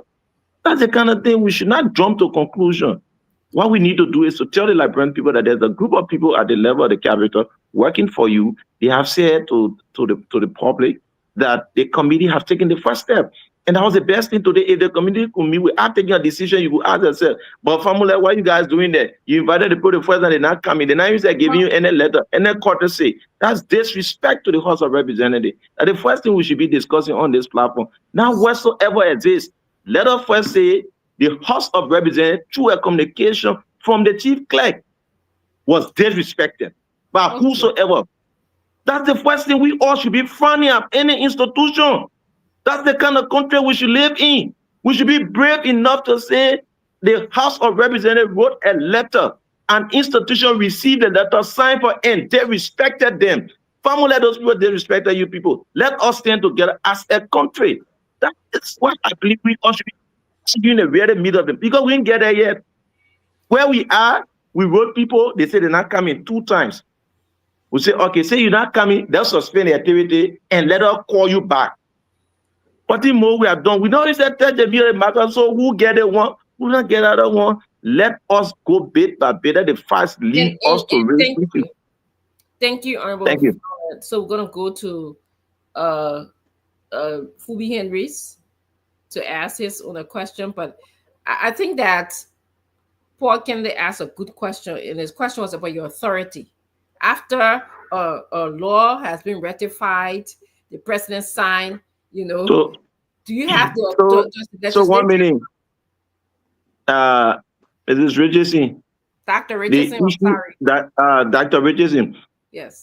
Where our candidate is heading, we have not reached to that point. Whether law will ratify, the people will come and say, this is the document we rely on. This house passed this. When you are not represented, this is what they give us. This is what a president signed. And they will present that evidence to us. Okay. I get Based on the information that we can walk out and say, this is what we have. This is the kind of recommendation we send out. But we do not have none. Officially, there's no communication before us. Should I be sitting on the show assuming? Is this how you want for me to operate? No, I'll not operate like that. He knows, you know, for me, I'm always in crossfire, so I'll not operate like that.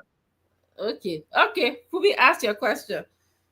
Okay, so Representative Family, good evening. And my point, firstly, the action of the management of LTMR violates Article 44, and which is sanctioned to contempt of legislature.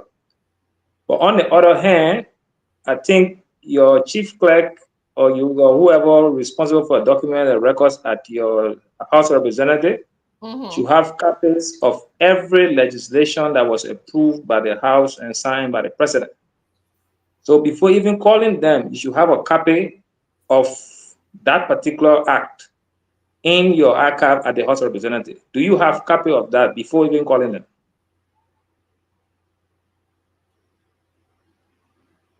So probably the chief clerk office has been instructed to fresh out the minutes and all documentation surrounding this matter. They've been asked to fresh out everything surrounding the matter, the minutes, because what initially we've been informed was that this bill emanated from the Senate and was concorded with. We need all of the facts. We need what the pause passed on. We need to get all of the facts. We are not in a rush. We're doing a work that need to be very systematic and professional. So we're trying to fresh out even the meaning on that day. When the House passes on, there's a meaning. There are people who take motions. There are people who have unreadiness. All of these things we want to gather and we'll come here and speak based on where the facts lead us. So thank you for you raising the issue of the disrespect. I think that was one of the issues that raised in the hearing, that the LTN come and gave reason why their action should not be considered as contempt. They should come along with a lawyer that will advise them to say, you've been invited twice, no excuse, no reason why you are not attending. Come and state why you acting in such a manner. And we need to be able to understand that let us act more professional to achieve the best of this country. Thank you. We're going to now move on to Dr. Proclamation, and then we'll go on to Darius and Mame. I think Mame came in last, or Darius came in last. I'm not sure. Dr. Proclamation. Thank you, Dr. Richardson. I want to commend the folks in the first branch of government. I think what they did today was good. I got to tell you, Doc, late last night after the show, this so bothered me. I took my laptop and started to write to the president pro tempore. It's a question that we haven't answered yet. And the question is, are Liberians not able to do what's being outsourced to non-Liberians? Are they not able? Are we better off from a revenue standpoint outsourcing these very important services to non-Liberian? The answer is no. Maybe the people who constructed the deal got the pockets full, but it doesn't go to the LRA. Is the country safer when you take people's personal data and put it in the hands of non-Liberian? Answer is no. Does that build capacity? Even if we're unhappy with the quality of service in this regard by the Ministry of Transport, does that build capacity when you take this and outsource it? The answer is no. Does the duration of the concession make any sense? 25 years. The answer is no. Is there any commercial or economic reciprocity? The people who we're outsourcing to will not let one Liberian do business in the country. We're too old to allow common sense to elude us. Should we violate the law? No. But I totally support the first branch of government. You have a responsibility to fight for the people. Do it. Find every means possible, because this is a bad deal for Liberia and it's a bad precedent. Our country is not up for sale. You can't just come here and dangle your dollars and get anything you want. So I commend first branch. Step on the gas. Do what's legal. Listen, you have authority for the people, of the people, and by the people. That is organic, and that supersedes everything else. So thank you. I ain't got no question. I don't want to make comment. Thank you plenty. Okay, so I believe it was Mame came in before you, Darius. So Mame, please ask your question. I have a comment to make. Okay, please make a comment. Not a question. When a private business or even government institution disrespect the legislature, like Phoebe said, it's a violation. You use your contempt power to bring them under your control. That's the law. You have the power of contempt. You use that power of contempt. You do not have the authority, and you know that, Phoebe. Let me say, Phoebe, Honorable Famule. I think you people just playing with the public, just trying to get public sentiments on your side. We are the lawmaker for the people. We're standing with the people. You're not solving problem yet. And that's the reason why this thing been dragging from 2018 to today. Because people are not solving the problem. They are playing around the problem, finding political capital around the problem, and not solving the problem. You know you don't have authority to suspend a concession. You know you don't have authority to authorize the Ministry of Transport to proceed. The news all out there today is you have suspended the concession and asked the Ministry of Transport to proceed when you know you don't have that authority. But it makes the protester happy. So they celebrate their lawmakers. Oh, our lawmakers did it for us. But you're not solving the problem. And that's why we are who we are as a country. We do not solve problem. We dance around problem. We find political capital from problems and don't solve them. See how maturely the Senate behave. The Senate initially conducted investigation and authorized the executive to proceed. Later on, they realized that they have issues. They said, we are recommending to the executive to take XYZ action. We are recommending, we are proposing to the executive. This is a law. It is a bad law. There are provisions in the law that is bad. You cannot pass a concession that borders around the taking of a department and you make no provisions on how those staffs will be protected. We have problem with that. The transitional clause has nothing to do with the staff. So that's a bad component we have issues with. We also have issues around data security and data ownership. But there's a way to solve it. And not to be finding political capital and just making news and flaring in the air. The legislature must go to work. You even say you have not even have access to the document internally. They ask you whether your chief clerk have given it to you. Say you have asked them to summon it. Internally, you've not even reviewed your own files.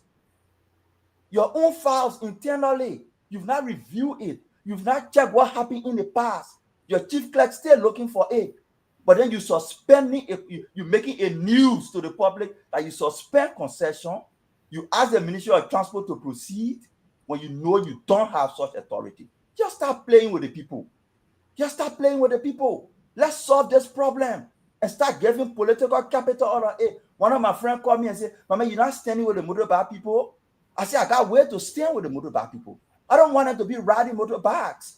I want them to be working on assembly lines in manufacturing companies. I want them to be working there and earning money. I don't want them to be riding motorbikes. And the way to do that is to bring investment to our country, to open factories for them to work. The way to do that is not to bring concession to your company, sign contract that you cannot honor. It makes company go away and keep more young people in the street riding motorbikes. So let's solve the problem. What you did today, you were only trying to gain political capital. You got no authority to cancel a concession, to suspend a concession. What you have authority to do is to file your how do they call it, your contempt charges against LFTM. Put contempt against them and put them in jail or charge them the fine. But don't be making statements, we suspend the concession, we authorize Ministry of Transport to proceed. It is not in your purview. You're playing with the people. Let's solve the problem and start gaining political capital out of it. It's wrong. So, Representative Family, what's your say on this? So the first thing, my brother, Mame, sometimes when people are speaking, I always love to be very quiet and listen to them. That's very Mame good. said openly in here that the Senate conducted a full-scale investigation, and based on the investigation of the Senate, they have said they have changed their mind. Mame said it. So that's what I say. What you said? I said the Senate conducted an investigation and authorized the executive to proceed. Based on recent happenings, why did you proceed? Based on recent happenings, the Senate said they were recommending to the executive. They did not say to they were do taking what? an action. To do what? They said What they was were the recommendation of the Senate? They were recommending to the executive to suspend the concession until otherwise ordered. Okay. He said the Senate. Hey, wait now. But you tell your own. Let me to talk. The Senate did a full-scale investigation. The first time they say proceed. When the real no started, when all of the parties start holding document back and forth, they came back. They said, no. Mr. Executive, we hereby recommend that you should suspend the concession. That was the Senate recommendation. For us, taking cue from the Senate, we have invited them to come. They appear before the Senate. We have invited them to come and provide their evidence and provide their side of the story. In the face of that, they have refused twice. Mama is not annoyed that we send an official communication. They say they're not coming. You're not getting problem on that one. They see recommendation that the Senate say implement. We said temporarily implement it. It's just in solidarity of what the Senate saying. The Senate really say suspend the investment, the process. We finish investing for our agreement here is that suspended. For the legislature, we say we have not concluded with our investigation, temporarily suspend it, meaning we allow the initial position of the Senate as we conclude our own investigation. That's all we're saying, common sense. Two, even the Ministry of Finance, the Ministry of Transport was included in the budget when we formulated the budget last December. An attempt to cut them off at this stage, we might be talking about thousands, if not millions of dollars budget short for the same argument. So the idea of the Senate saying suspend the concession, the idea of the lower house saying since the people not coming for the investigation, temporarily suspend the process of issuing plates, issuing lesson. No one playing anything for political gain. Up to the point where you tell me say the Senate were playing for political gain. I believe after investigating that process, the Senate came up with an opinion. And that is the kind of opinion we believe we should not go into this investigation with a made up mind that because the Senate suspended, we should conclude by suspending it. No. We say we want to have a full-scale investigation, public, and take a decision. No politics about it. I mean, you know, you're my good friend. We talk about these things even behind the scene. I told you, brother, I'm going to the thing with an open mind, like a juror. Sit and listen to the facts. Let the fact lead me to take a decision. So there where we are, no politics about the issue. I have no interest, brother. All we need to do is that let us do the right thing. I'm not here to call names. I'm not here to play bling game. I'm here to sit as the chairman of the joint committee, willing to listen to the facts and let the fact lead the men, the gallant men sitting in the legislature to take an official decision that whether they should go in line with the Senate to suspend it officially or continue whatsoever. That's where we are, brother. All you could pray of is that I pray that the guys will be in good health, continue the investigation, and be able to publicly present a copy of the report, their findings for the Liberian people to see. Let us know where we are. Let us know some of the things that happened in the past. That's where we are. We were not sitting there when the Senate were investigating, brother. So no politics. If I read to play politics, you'll see me. But yeah, but everyone who will be affected, they are Liberians and working for them. So, and I will not want to move into the case and prejudice. That's why. I'm sorry, Representative. I'm going to bring in Darius to ask his one question. But Mame saying you got no authority. That's what he's saying. But Mame not represented and Mame get oversight responsibility. Why argue Mame for? Mame can rent company to come for oversight responsibility. Mame my friend. You just talking that they ordered that. No, let me tell you why the difference between I and Mame. Mame is my good friend, very good friend, but Mame I never been on the ballot for Liberian people to say go work for us. Mame does not have the authority. That go to Darius too. You say as you respond to the thing and one thought and then you say you go to Darius. I'm sorry, but So if you want for me, we say authority, Mame. I'm saying authority, leave Mame. I just waiting for my second time. So, Yeah. Okay.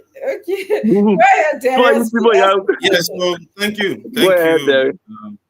Thank you, Dr. Richardson. And then from my end, I can say good evening to you, honorable family. I want to make a comment, and then my comment will end with a question.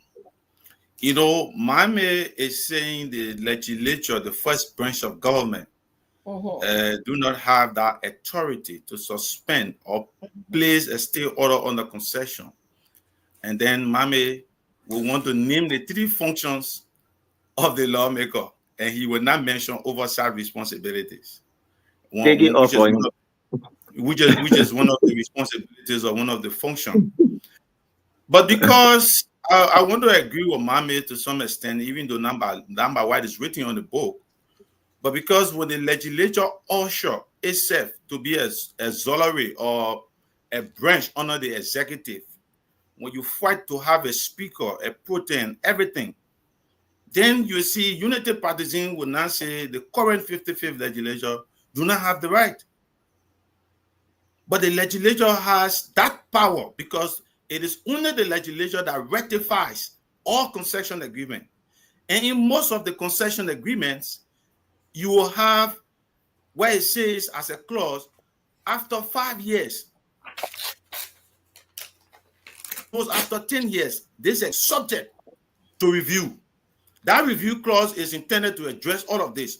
But in the case of LTM, the concession from 2013 early into we are was never effective.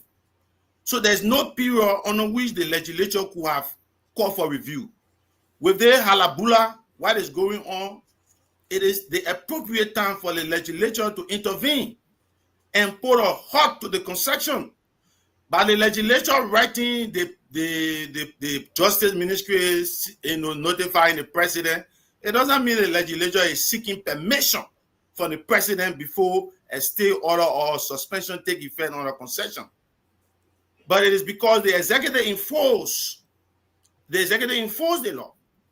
So my question would be, honorable family, I think where the legislature is missing everything is that when it comes to GAC report, you hear public account committee, joint public account committee, y'all will work together, y'all will execute the budget. But when it comes to the issues that have the potential to undermine the peace and stability, then the Senate will be taking a different hearing. Then the House of Representatives, after that Senate hearing, will be calling the same concession people back for a different hearing.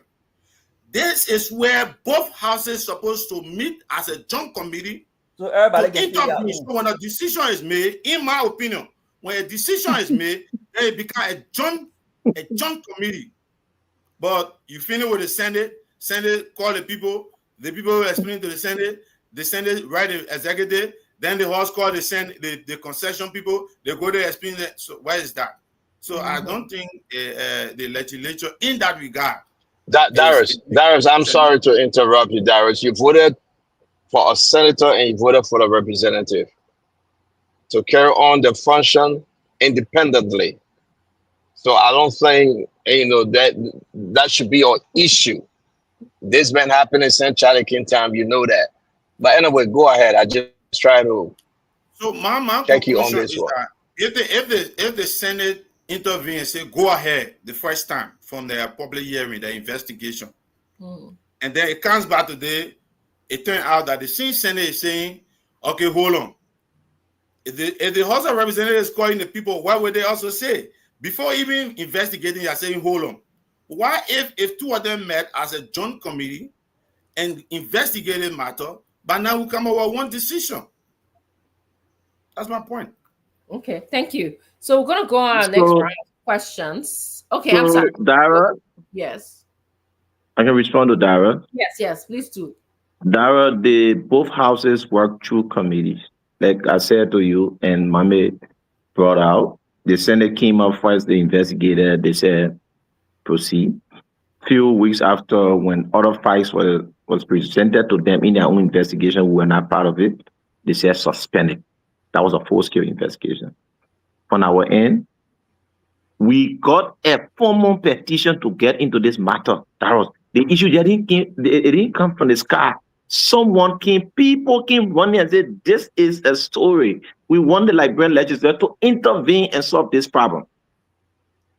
Based on that information, we launched an investigation. The parties on the other side was invited. They failed to tender. The second time they were invited, they failed to tender. The pending outstanding conversation out is that the Senate believe through full investigation that the process should be suspended. They let the lower house say, hey, in as much as we have called the people twice, they have failed to turn out. We are asking, LRB now enjoying our, I don't say that's not good. Enjoying the short loss of life. Life. So what we said to you today was that the committee believe why they have invited the people twice, they have failed to turn out. Place a suspended process on this whole back and forth about the concession. Let us investigate and come up with a formal position of the lower house. That's all we see. They will not come in. Why are they expect all of our professional friends to be saying today, Dr. Boble said, the actions of that coming was a gross disrespect. All of us should find at them. All of us should say, if the Senate was willing to say suspended, and the lawmaker saying partially suspended, they believe there's something, they all need to listen to the facts. We're elected to represent the people. The people believe they will always come and ask us to take decisions in their interest. All of you here, you have discussed the issue town our number on Spoon, on almost on all the different radio stations. Why can we not take a decision? You don't know the recommendation from the committee family. There could be a lot of different options coming out. So and thank you. We're going to go through our second round of questions. And my question to you is, this company grossly, as you said, disrespected you guys. Why didn't you exercise your power to incarcerate them or whatever power you have when it comes to this company, and do the rest of the other things that you said, investigate and also suspend the company from acting? Why didn't you do that? Why you pulling back a little bit? No, we took one. We said suspend. We're moving this to leadership suspend. That's the first thing. The second aspect, you're asking for contempt. We said the next hearing, they should come along with their lawyer to come and tell us why they should not be held in contempt. So you're giving another trial. We're still having a hearing now. We say come and tell us why you should not be held in contempt by undermining the functions of the work we were called to do. Your actions impede our operations, our activities. I don't know. The investigation has not ended. So you want to get that clear? I think you're a little bit confused about it. We say, one, suspend the activities while the investigation continues. I'm not confused, but what I'm telling you is I would have done the thing. So I would just hold in content. Whether you hold in content, you need to invite them. You need to invite them. Now we're inviting them. Investigating, you need to invite them to investigate. So you need to invite them. That's how it works. So let me come in, Dr. Regency. Let me help.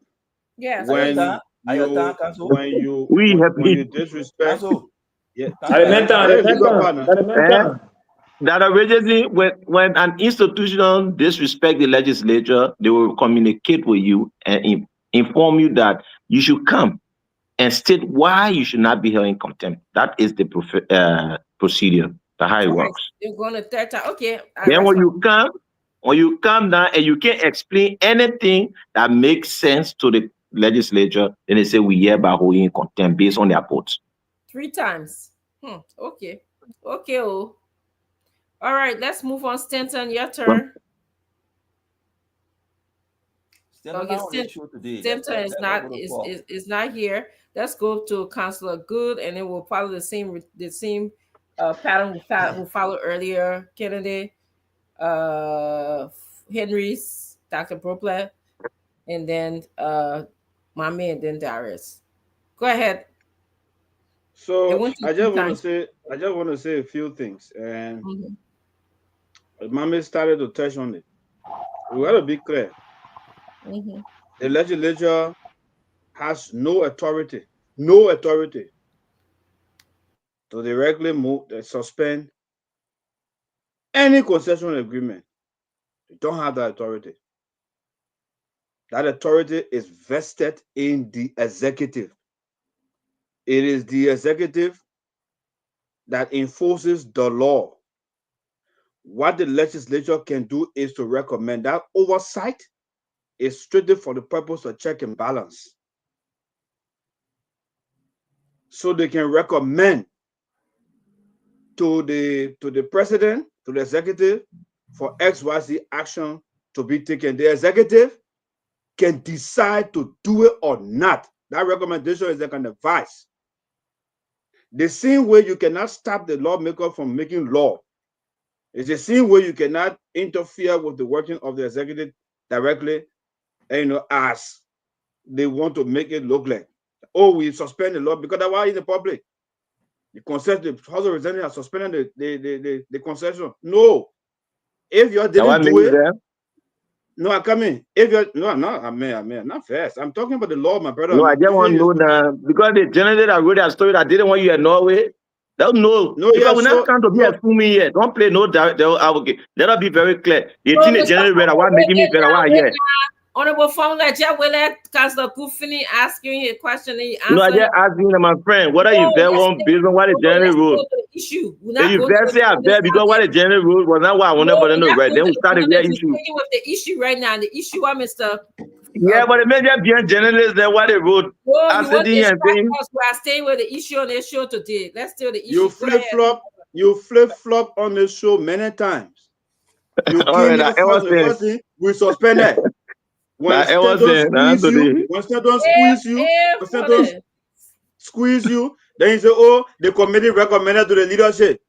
Then when it squeeze you, where will that recommendation go? Oh, we have oversight. So yourself, you have your own problem. What we are saying here is, why when it comes to me now, you won't give me chance. What we are saying here is, Honorable Family, what we are saying here is, there's a scripture in the Bible, and I think Fubi, I think it's in Ecclesiastic 3, I think 15 or so. Anything is happening today, it happened before, nothing new. The disrespect that the company gave you is coming back to you for your disrespect to the Supreme Court opinion.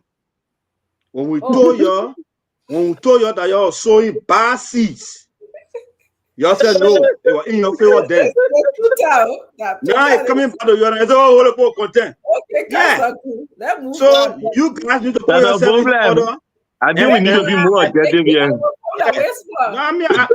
I just been clear now. I'm closing up to say you sow bad seeds. That's why you're reaping it. So I don't want to see people disrespect y'all. People disrespected the Supreme Court opinion. And you're disrespecting us. So it's coming back to y'all now. You're trying to fix it. Fix it. Thank you. Then allow me to respond to what he just said. No, you're not. Your normal day prayer you put out yesterday, doing a fast and prayer, that even still don't get there in Norway. I will not give reference to that prayer. One of my prayers yesterday was for you to be confused today. Yeah, but I meant leading prayer going to issue 6 months ago. Okay, just say you are not being disrespected. You feel that calling LTM and they're not sure they're not disrespected, they're not disrespect, right? I don't know for him. He need to answer that. Okay, all right. I see, Mr. That is generally I'm making it better than me. Mr. Kennedy is gone. If they disrespect you, then don't need to call them to show content. Since Mr. Kennedy is not here, then we'll go to you now. Yeah, so look, the representatives never disrespected the Supreme Court. The Supreme Court was in violation in the first place of taking a case that didn't matter to them. So on the issue, on the current issue, yeah, the fully formula explained it right that I already saying. Yeah. They charging people with contempt. You need to have due process. Okay. You need to have due process. So you have to call them back and be present before you can charge them. Okay. And Thank you for Article me. I just thought 44. you were very disrespectful. Me, I ready to throw them into jail already. I know. Yeah. So Times. and following his statement, I didn't hear him say that they have ordered the transport ministry to take action, or they have suspended. They said they have made recommendation to the rightful authority, which is the president, and he said that there are two elected persons besides the lawmakers, which is the president and the vice president. So there are recommendations that they want to make to the executive to suspend the act. My point on the whole issue, look, we all argue. A lot of people argue, oh, that Joe we are Sunday, blaming Joe we are for signing bad legislation. So you blaming Joe we are for signing bad legislation, but at the same time celebrating Unity Party for executing it. That one, I don't see that other one. If you think it was bad, at this point, we should be telling the president, so Mr. President, there was a bad law passed by the last government. We think you and the legislature to take action to put it to a halt. And we can be here giving government function to Lebanese people to work. That's out of order. If the past government did it for whatever reason, then that's an issue. This government now has the opportunity to correct it. Mm-hmm. And we should be holding them accountable to correct it. And we can be telling them, oh, because our concession our past, we know it's bad, but let it go. The president has the authority, the lawmakers have the authority to jointly work together to solve that problem. So they should all work together to solve it. And I think that's a step in the right direction. The Senate recommending suspension, the House of Representatives requesting suspension. Those are good steps. So the president now has that mandate from both houses to hold this also and say, look, let's take a review. And even Senate president say, look, since you guys say this law is by recommended, repeal it. So they go back to the floor and solve the problem once and for all. Instead of just running up and down, moving from point to point, put it back on the floor and repeal the law and move forward. You cannot be giving government function to Lebanese people to do. That is out of order. We should stop that. You made some good points. Really great points. Great points. Thank you. Dr. Propler? So okay. You wanted to respond to that? Dr. Richardson? Yeah. Let me just provide a piece of information. Maybe sometimes our brothers do not follow. Some of us are our track record. I was the lawmaker who, when the former President Weah, placed a state order on unprocessed rubber in this country, when thousands of Liberian rubbers were being placed in local communities and they were spoiling, there was no value for them, I wrote the legislature. And there was a resolution from the legislature. The House voted, plenary voted, and said they lifted that suspension. Within few days, a week, the president formally acted. So, my brother, we need to be men enough to take certain decisions. And when it is about decision, we always say decision that we believe would work in the interest of the country. And always you'll see the benefit of that decision, brother. So, thank you, brother Heron. Thank you. Dr. Poplar? Thank you, Dr. Richardson. What I have not heard is anybody on the set or off the set in my travels. Well, I'm sure there's some people saying that, but I haven't heard anybody say that Liberia will be better off because we made this concession. What I have heard is, there's a law, there's process. Some people got authority, other people don't. Fair arguments. But anything that doesn't advance the welfare of the people of this country is past time that we understand that's a no-no. Bad law was passed, a concession was made. It is the responsibility of the people now in power to do everything they can legally to reverse it. I remind us all that there was a law on slavery. Mm-hmm. That was a law. Who's excited about that? I don't think anybody on this set is. It's a law of segregation. It's a law that people were half citizen. Bad laws exist, bad concession exists. I think the issue right now should be how can we undo it? and not just argue law for law's sake. The lawyer here will tell you, law is reason.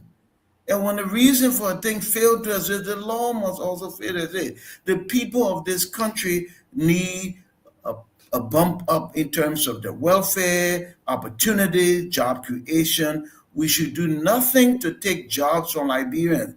Ladies and gentlemen, this is not a rocket ship we're building. This is license plate, that zinc, that ink, and we can do it right here ourselves in Liberia. No concession is needed. Let's do everything legally possible to get this right back where it belongs, in the hands of Liberians. How would build capacity? We're 178 years old. Then license plate, we outsource it. What are we doing? If you outsource it to a Liberian company, not to non-Liberians, it doesn't help this economy at all. So the issue is, two wrongs don't make a right. I heard my esteemed colleague at the council talk about what's coming back. That's reciprocity, the golden rule, do unto others as you have to do unto you. I get that. But two wrongs aren't gonna make a right. So let's right this. Let's do what's best for the people. And the best thing for the people is to let Liberians handle this. And I'll just footnote this, Dr. Richardson. I'm big on decentralization because I believe that's the best way forward. Look, license plates should be produced in all the counties. You create jobs there, you generate revenue there, and it helps us with national elections and IDing where people actually live. I would like to drive my car, say Margibi or Grand Bassa or Grand Cru on my license plate, and not the Republic of Liberia. So let's move the license plate business into the 15 county. Every county got zinc, we can get ink, and we can put our people to work. That's a better way than to take this simple task and outsource it for 25 years. It doesn't make any sense economically, relationally, or in terms of sovereignty. It needs a revisit, and I commend the first branch of government. Fight for the people. This one is worth fighting for. Thank you, Doc. Thank you, Dr. Brobler. I also want to welcome Winfred Russell to the show. He's here to talk about the biking program, but we'll finish this round of questioning and then turn our attention to him before Honorable Formula then make his closing if he can. So I want to go back to you, Paul Kennedy. We lost you for a second. Before we go to our bottom tier, you have a question for Honorable Formula?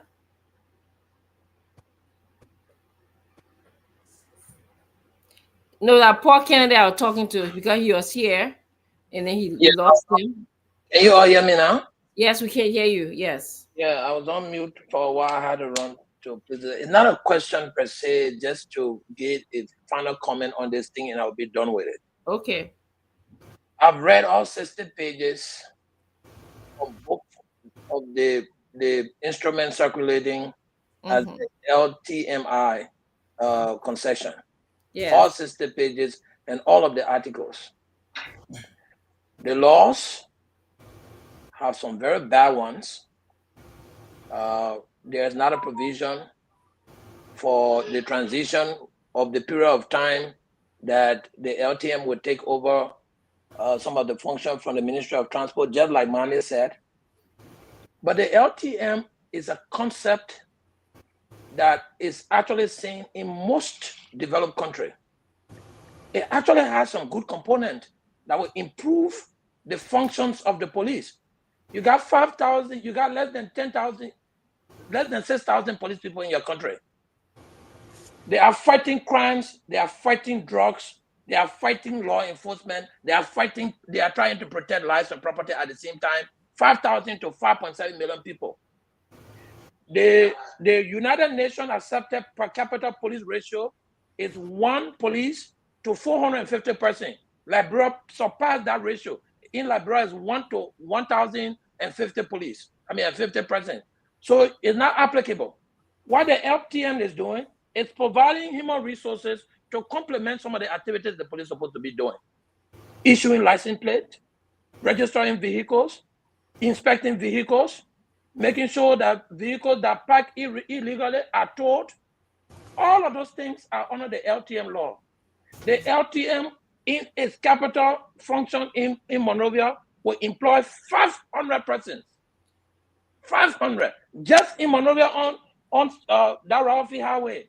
When you come from here to here junction, their office is on the left. That office alone. So Kennedy, Kennedy, all the things you're talking.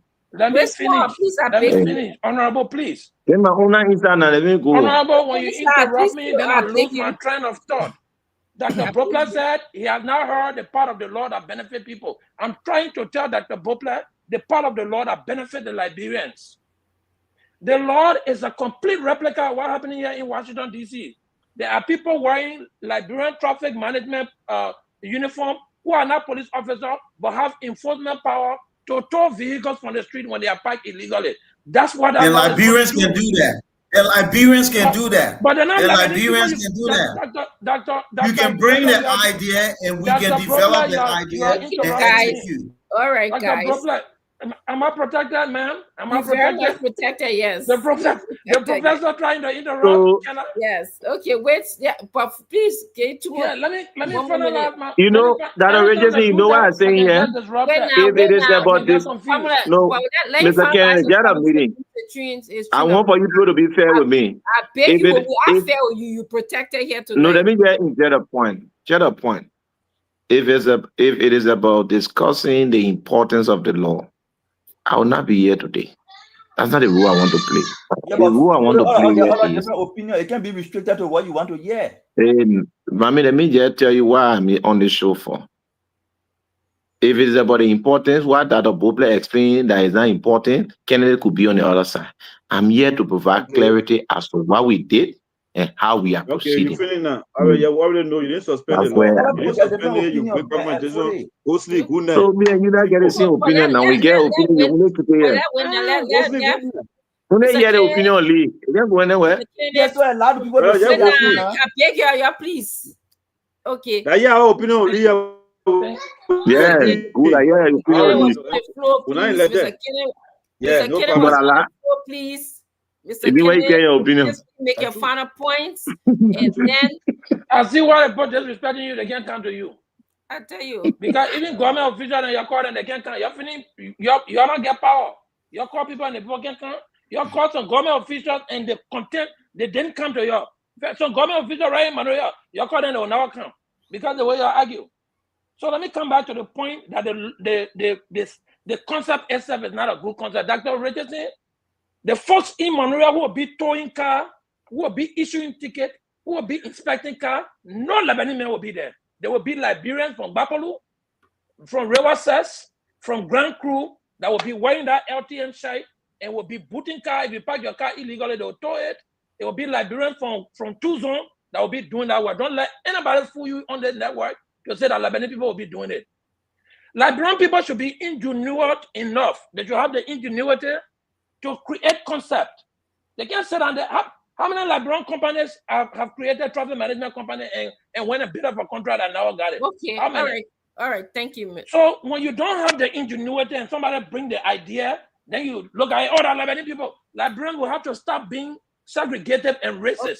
We are very racist group of people. And then we'll go everywhere and demand citizenship there. That's not fair to the rest of the people. Thank you. Thank you. Okay. We are not racist. Hey. Mr. Fubi, I'm begging Fubi and you're begging. Let's just go down and then we'll get Mommy's thought. You want to be my son-in-law and you raise it like that.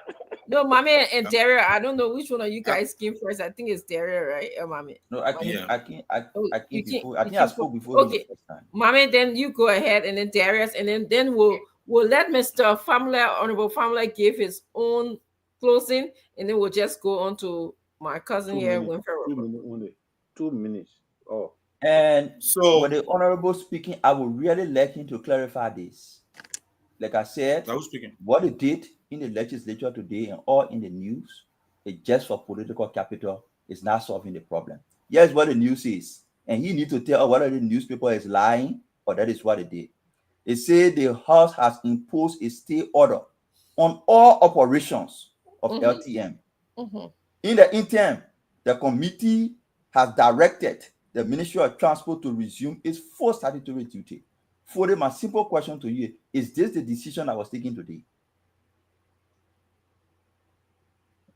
Before I can proceed, I want you to answer that. Okay, so I don't know whether Stanton share a copy of the report that was signed by Lawmaker with whether you people have a copy, because Yes, we either do. in your It was chat put in room. the chat room. Do you want? I don't know Can you if please? Yeah, I wanted for you to get put the three put it up. issues or recommended. Recommendations that you made, right? Yeah, please put it up for me. So I think it will help to answer his question.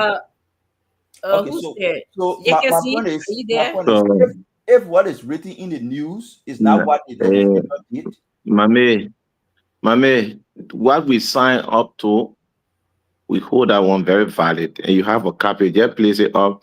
They read it for all of us. Yeah, It's fair enough. I'm asking Yekesi. I don't know if he's hearing me to come and put a copy of that. Okay. It was in the chat room. It was in our chat room. Unfortunately, I didn't see it. You know, a lot of things in the chat room, but You can check in your chat room. You have a copy. I will share a copy with you, Mame, so you can read verbatim. Yeah, I'll share a copy with you. That clarification. Yeah, so you can read it. Yeah, that clarification is needed. So Because you have a copy and know where we stand on the matter. Good. Because what in the news is, and what I was reacting to was what was in the news, credible news outlets reported that the House of Representatives placed a stay order and authorized the Ministry of Transport. So when I read that, I'm like, no, you don't have such authority. You are playing with the people. You're not solving the problem. But if that is not what you did, they made a recommendation. No, there was a suspension of the activities of LTM.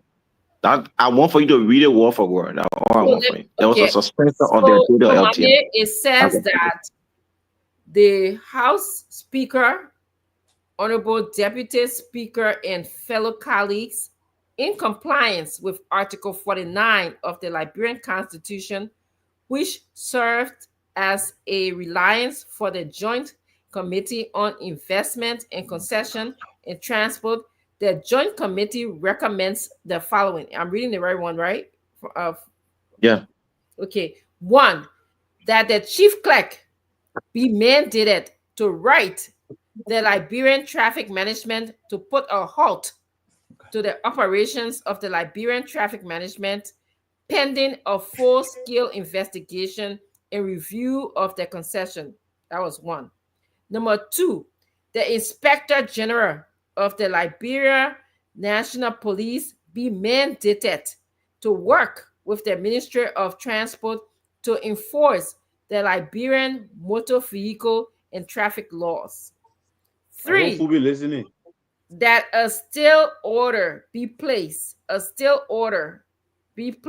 on the concession of the traffic management, and that the Ministry of Transport continues with the statutory function, which includes motor vehicle registration and issuing of driver license. So that was the recommendation that was made. Who did you make this recommendation to? So leadership, correct. Okay. So and the House will communicate that. That will be official. The House will communicate that. So, Mame, you can. They were already asking the chief clerk to write a communication to a private company restricting their activities. That's lawlessness. We have oversight on every legislative act that we pass on. We have oversight on everything. Every legislative act we pass on. If you believe it is a concession, we have oversight over it. That's one of the legal authority we got. Let me say this to you. No authority to directly authorizing. No authority. We have oversight. When now, Kazaku, I want to protect people. If I try on you again, you'll be the same person saying you're using political point. How you just jump to Honorable Gui and be distracted? Just because he the one distracting me. Okay, so Mame, let me just respond to you. No, we got oversight, and when we write a report, let me learn now. Let me learn. No, for it. What I asked for, that ready already. So I don't need a response from you. That ready. Okay, we finish our response. When you finish, I'll closing, what respond. you can do that in your closing. Good. I asked you, and you said you did not want to respond. They should read it. They read it already, so no need. Waiting for you to get a clear picture. No, I can understand. I can understand clearly. I understood what was written and what was read. And my point is that's lawlessness. The House of Representatives has oversight. No, that the rejection will come here again for that regular speaker removal thing. What For that you can really stop, man. For that you are not making. And where we going? We're going there now for me. I try out. For that you are not. not. Here for my brother, we saying the word I ain't happy with. For that you are not making your lawless means you're not following the law at all.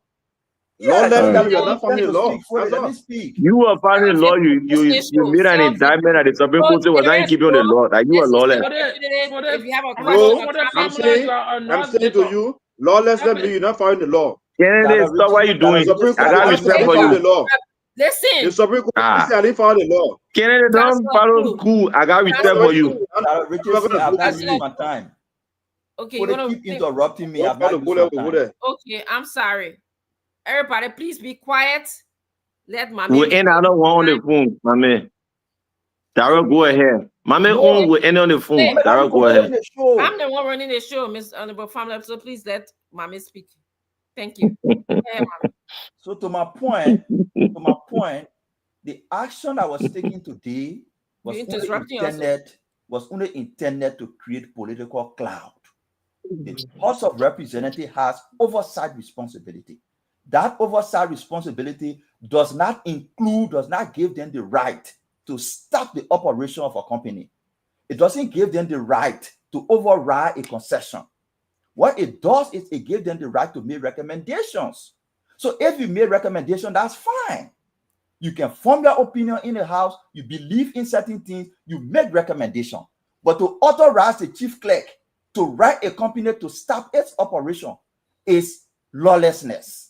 Okay. And to conclude, we are not solving the problem. Where is the problem? We have not even agreed whether there is a concession or not. One group believes there's a concession, another group believes there's no concession. So we first need to agree that there is a concession, then we'll move to the next step. And that is where I want to have the conversation. Is there is concession? Was a concession signed? That is what nobody wants to do. That was from 2018 to today, we stay arguing whether there is a concession or not.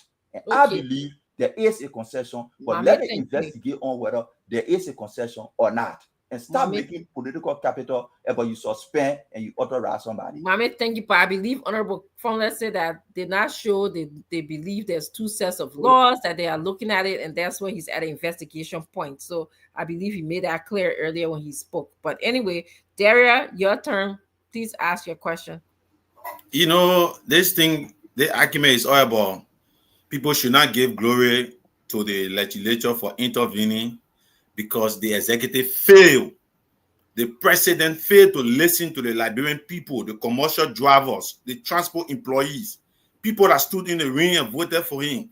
The president failed to listen to Spoon, all of the media institutions that said this agreement is bad. Because the legislature have intervened, today they're saying the legislature does not have that oversight responsibility. Who tells you that? Who tells you that? The executive is enforcing what? The executive is enforcing law. The oversight responsibility of the lawmaker is to scrutinize all government action, including agreements. In that process, that's what I said, in every concession agreement, it calls for revision.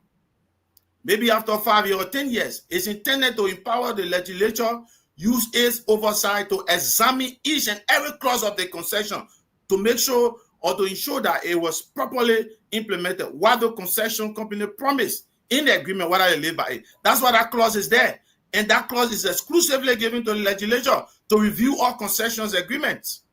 So the man the branch of government who has the right, who has that authority, that function to ratify a concession and review it, that body does not have the right to place a halt or suspend it when it comes in conflict with other statutory. Mind you now, I said it the other day on the show. The concession agreement of LTM, it is not the constitution of Liberia. It is not a statutory law. It is an agreement between a private company, a business company, and the government of Liberia. You cannot say a mere concession agreement, a lawmaker does not have the power, the legislature does not have the power to suspend it or halt it. No, they have that power, and they have to notify the executive to ensure the executive enforce that order of the legislature. But again, because the way our legislature usher itself, this is why today we are here questioning the oversight responsibility of the legislature. So, Honorable Formula, my point is that I think the Senate should not be calling after the people explain. Then it goes to the House explain. Then the Senate say, proceed. Then the House say, don't proceed. If you people work together as a committee, a joint committee, as a legislature first branch, this will be addressed once and for all. But not Senate so the House, because you all have separate functions. At this point, it's becoming a national issue. The joint committee should meet, discuss, come up with its finding, and communicate with the executive to make sure the executive enforce that. Okay, thank you. Honorable Fowler. Okay, so let me just provide information available to us. Darius. Honorable Fowler. No, I just want to provide that information specifically to Darius' point. In your total conclusion and no, I may not be able to recap all of the issues being raised. I don't want to speak to Darius. I'm just saying. I will keep the remaining. You're going to conclude now and then talk to Darius in your conclusion, and then we'll move on to our next guest on the show. Okay, thank you very much. All right, so Darius, the first thing is that when you are elected, based on the role you play in the House and your own experience, you try to put in place measures and policy that you believe will positively affect the country. Let me tell you a few of the things we have observed at the level of the Joint Committee. We have observed bulk majority, if not all of the concessions that were passed. There's a phrase within it that gave the concession exclusive right to subcontract and provide contract to almost any company of their choice. That is at the level of different concessions. We have observed that. We have observed that the Committee on Investment and Concession needs a secretariat that will help to do a lot of different research. And we have started to reach out to international partners. Some of them has already agreed to set up and support sales secretariat that will help. Like now you see in the House, similar thing is happening at the level of the PAC. They had a joint committee. Similar thing is happening at the budget. You have the budget LPO. So we want similar thing for the Committee on Investment and Concession, because this country is an extractive country as such. We need to have a group of people who will do professional research and inform lawmakers to take an informed decision. These are things we believe that will help strengthen the legislature. We are not just there because we want to be there. We are there to put in place policy. Let me give you a few of the things we're looking at. One, we believe we want to put in place a measure where we can review the concession law of this country. The concession laws of this country, the mineral laws of this country, as far back 2000, we need to look at it. We need to move from the regime of royalty to production sharing. These are things we believe in, and we are encouraging colleagues. We are talking to other partners. We are talking to other Liberians that you know to help see whether we all can strengthen the law and make it work for us as a country. That's the first thing. The next thing, as we encourage investors to come to our country, the investment climate, what are the incentives? Is it only to provide incentive for importations of goods? But what is the security provided to investors when they come in? So we're trying to see whether if an investor comes into Liberia and bring 1 million of their clean money into our country and invest, what should they be going through the regular visa process? Every time they want to enter Liberia, they get visa. We should, in Sierra Leone and other countries around here, they have residential permit awarded to people based on the amount they invest in that country. We are looking at some of these things to improve the investment climate. There are a lot of things. You can't tell someone, say you want to improve investment climate when the bank and close 2 o'clock. You're not improving the climate. 2 o'clock, bank close in this country. So a lot of things need to be worked on. We need to work on these things, and we need professional people to come and work along with the committee. So we're trying to work with partners. They are giving green light. They are saying yes, they're willing to support in the next few months. We have strategic plan how we govern our committee. So that's just something I wanted to say to you, that you should understand that yes, while we try to improve where we sit, but there are other programs and expectations of the community that I believe in the not too distant future we can achieve as a country. Thank you. Thank you. Thank you so much, Honorable Fode Family, for Was sharing. I closing? Yeah, that was your closing. Was I closing? Yes. Oh, then to close, let me just reference my brother Mame. Yeah, I was only trying to respond to Darius. You can carry that conversation on the phone, like you said. I beg you. But Mame conversation, we started from behind the scene. We're on the phone. Carry it behind the scene. They are in it behind the scene. So let me just learn with Mame and Gu. The first difference is that when I express an opinion, Councillor Gu, when I express an opinion, that opinion can be something that I stand by, and thousands of Liberians will benefit from such opinion. Like I said to you, when you express an opinion, if it is legislative matter, you need to help me communicate that opinion to me, either through writing, text message, that I can help to carry it forward. Okay. Or else it will be a regular opinion being exercised home. But the opinion of the legislature, the recommendation was for us to have a decision coming out of the committee, and that was the decision. And we stand by that. There's no prejudice. We need to continue with the full-scale investigation of this process and come up with a position like the Senate did. So thank you again. I look forward to another fruitful conversation. I'm not more interested in discussing this matter on the media because I believe I will not want to say things that prejudice this hearing. I want to always keep in line with the role I'm playing. Let us put aside the past political rigmarole that we had.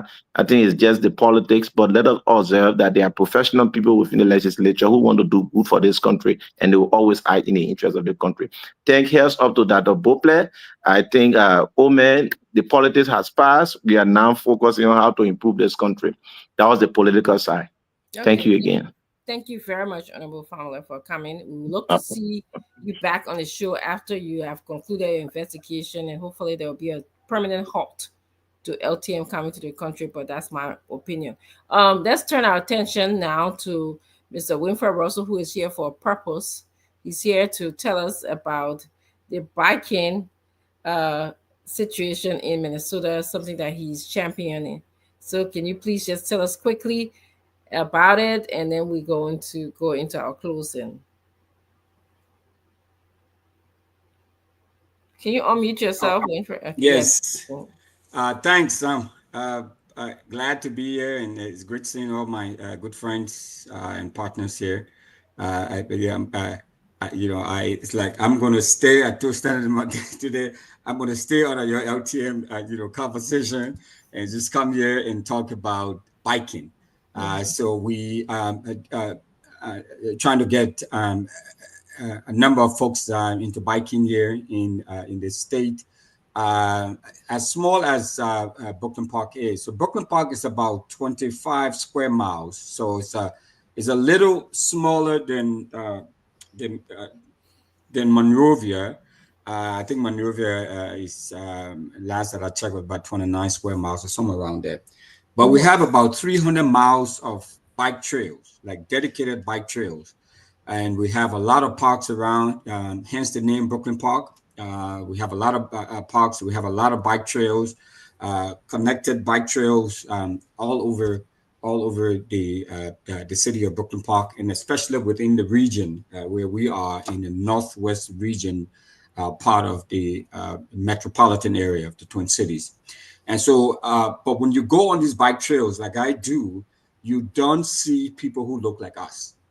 And we have all of these recreational assets around, but we're not utilizing it as a people.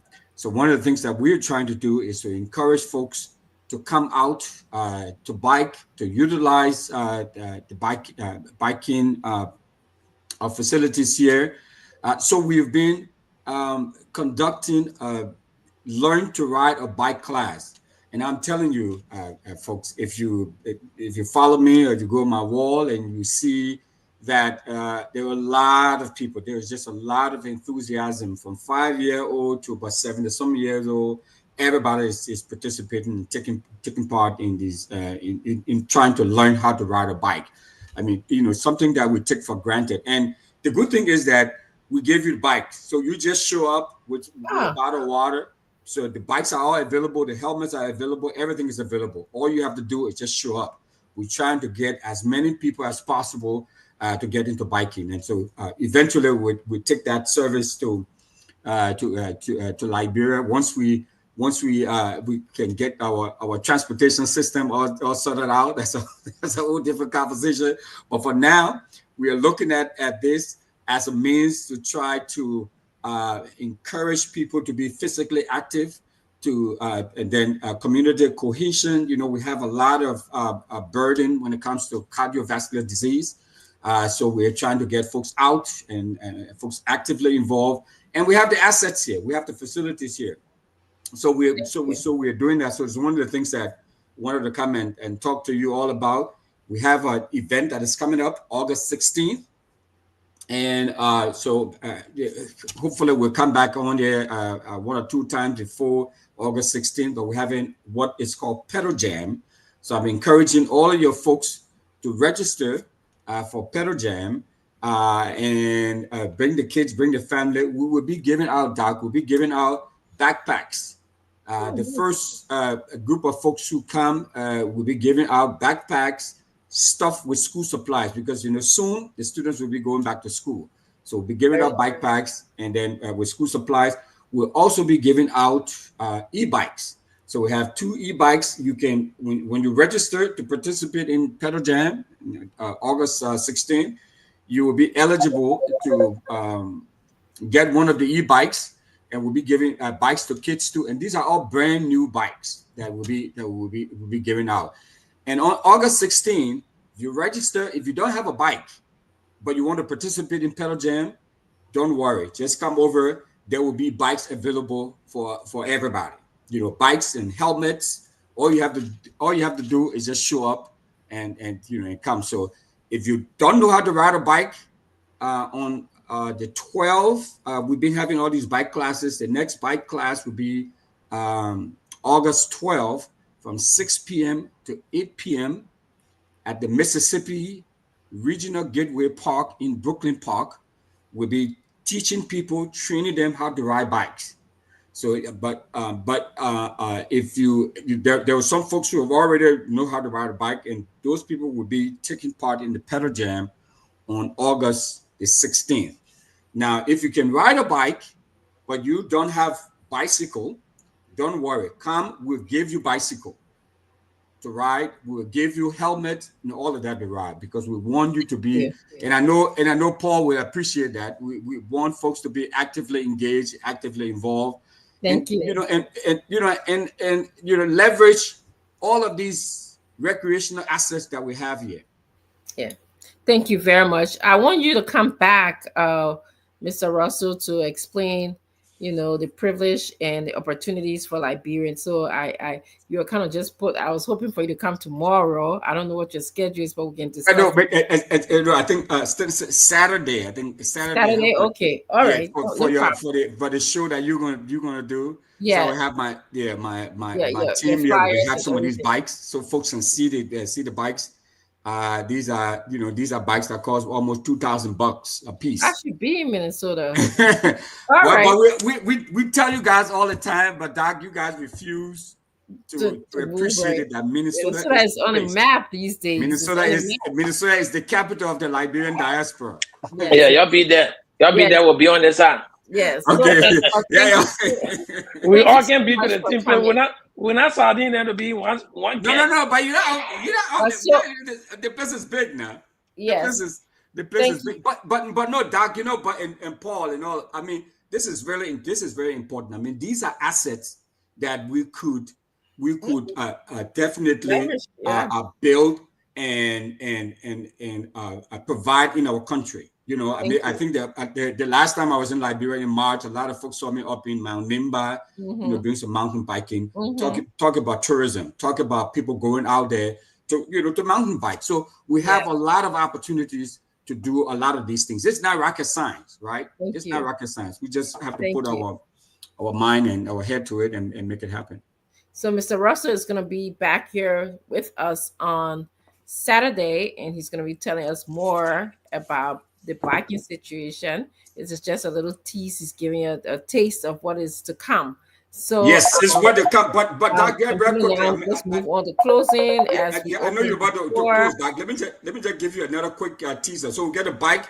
From there, we go into kayaking and canoeing. So teaching people how to kayak. And we have all the assets. And I really want to move to Minnesota. And we'll be teaching people. This is it. This is the big one. This one everybody is clamoring for, looking for. We're teaching people how to swim. We are from a coastal country. We have water all over the place. People are afraid of the water. People come up with all these myths about ninja and ninja or this guy, all of that. Mami Wata. All those myths. Mami Wata. Yeah, Mami Wata. So we're starting first back with the bikes, and then we'll go into the kayaking and canoeing, and then we'll go into swimming. That's enough of the teaser. I can be one of your cleaners for swimming. Look at all right, great. Thank you. And it's all free, Paul. It's all free. It doesn't cost a dime. That one, don't joke with me on the swimming. Don't joke with me on that one. No, don't joke with me. Okay. Nice, good. That's good because you know, Paul. I mean, drowning is a public health crisis. You know. Yes, I mean, it is. Yeah, especially among Black folks. Yes. So, anyways. Yes, but thank you very much, Mr. Russell. We will definitely see you on Saturday, and we'll hear more. Thank you so much. All right. Thank you. Thanks. So, gentlemen, let's move on to closing. We'll start with I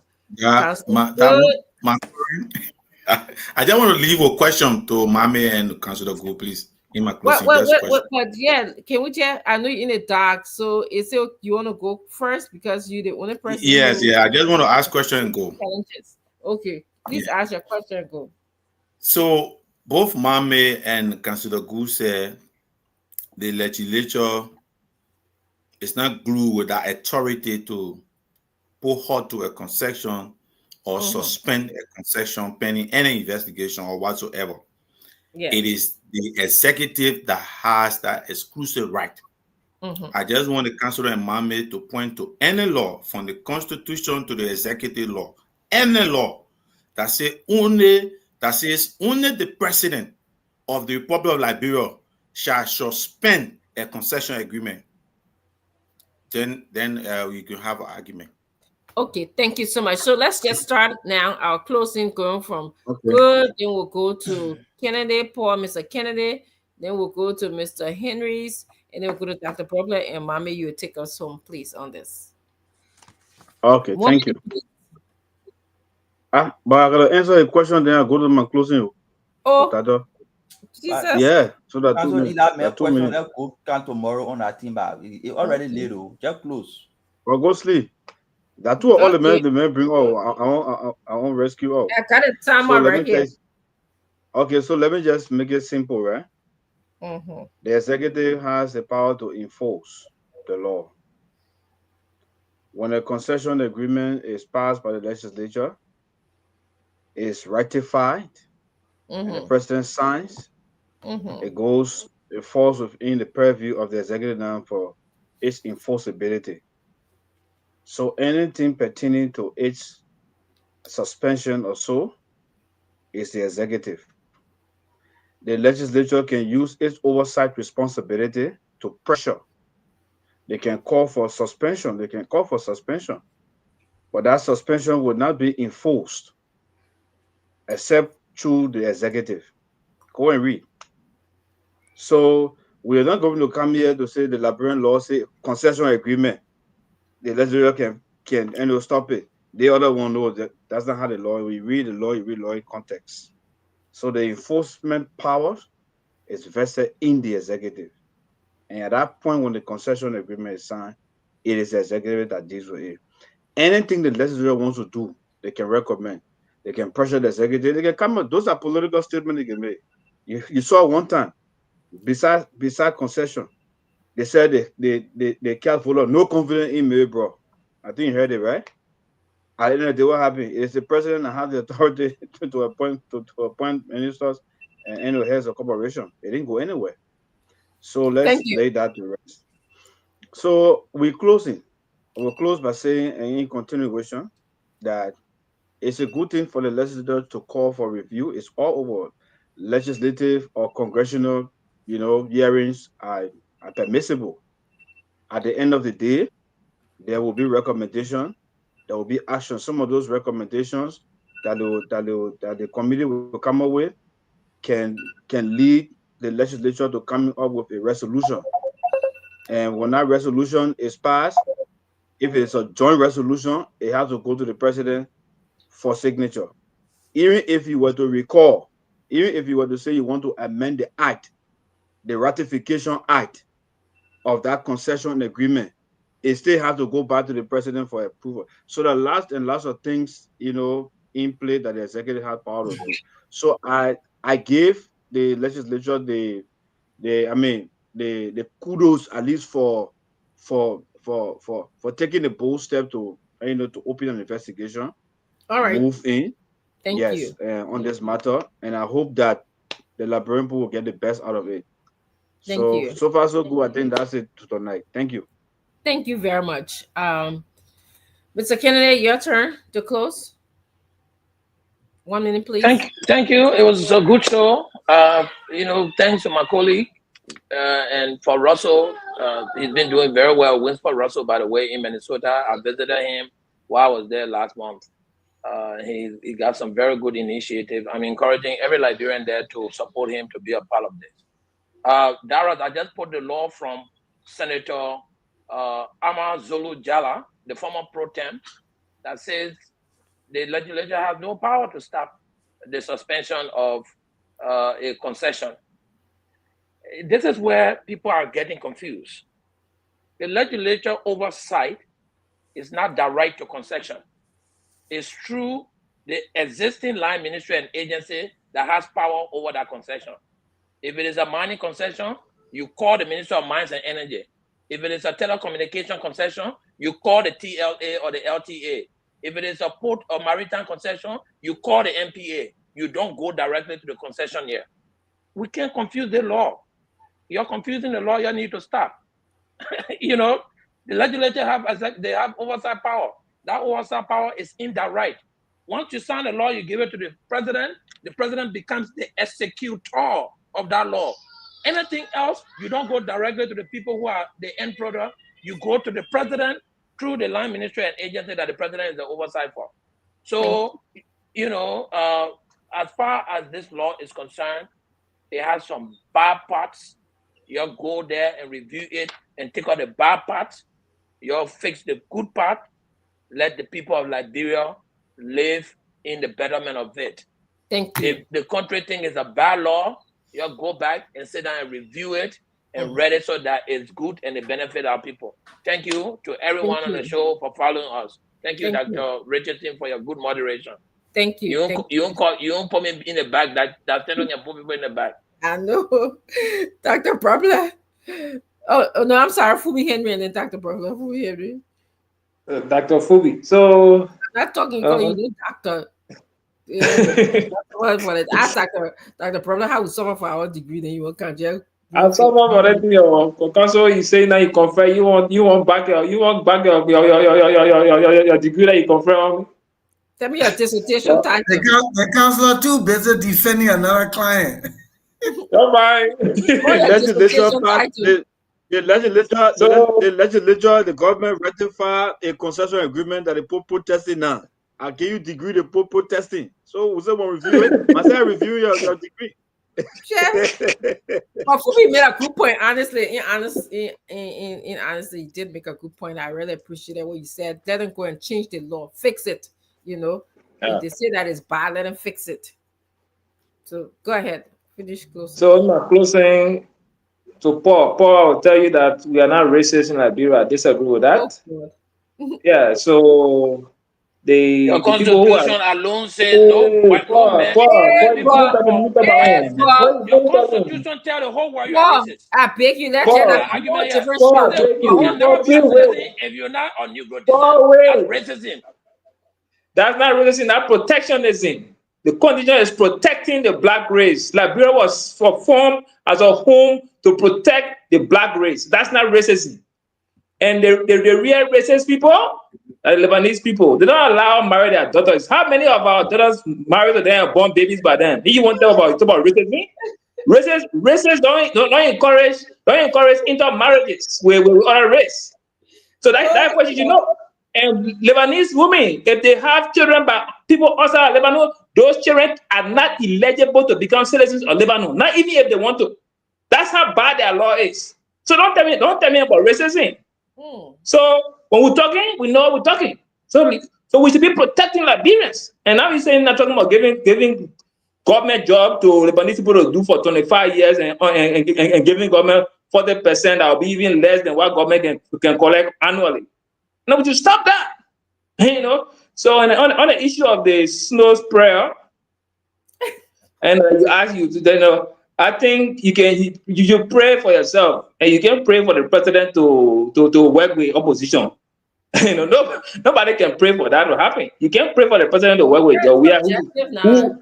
You say a prayer. It's no say you want to pray so that you know. No, you asked her to talk on it earlier.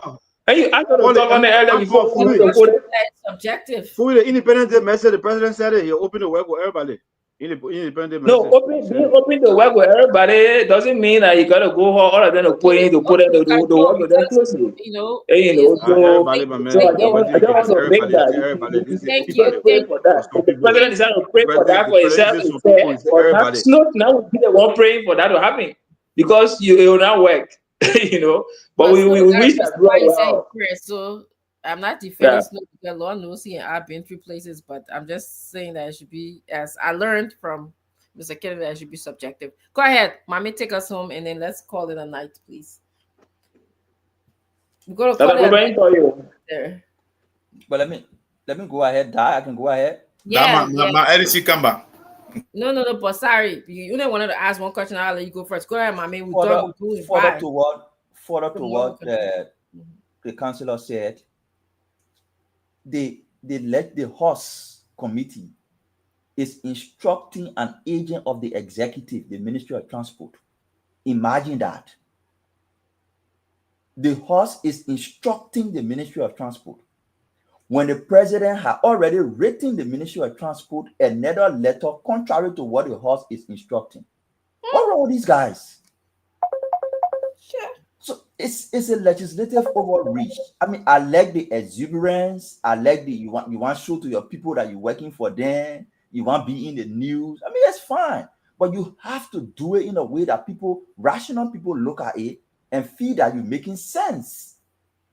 You can't do it in a way that people then are quite to question you. Who are you? How do you instruct the Ministry of Transport to do something when the Ministry of Transport is an agent of the president has already instructed them to do something else? Then people tend to think about what's the thought process going in the decision you're making as a lawmaker.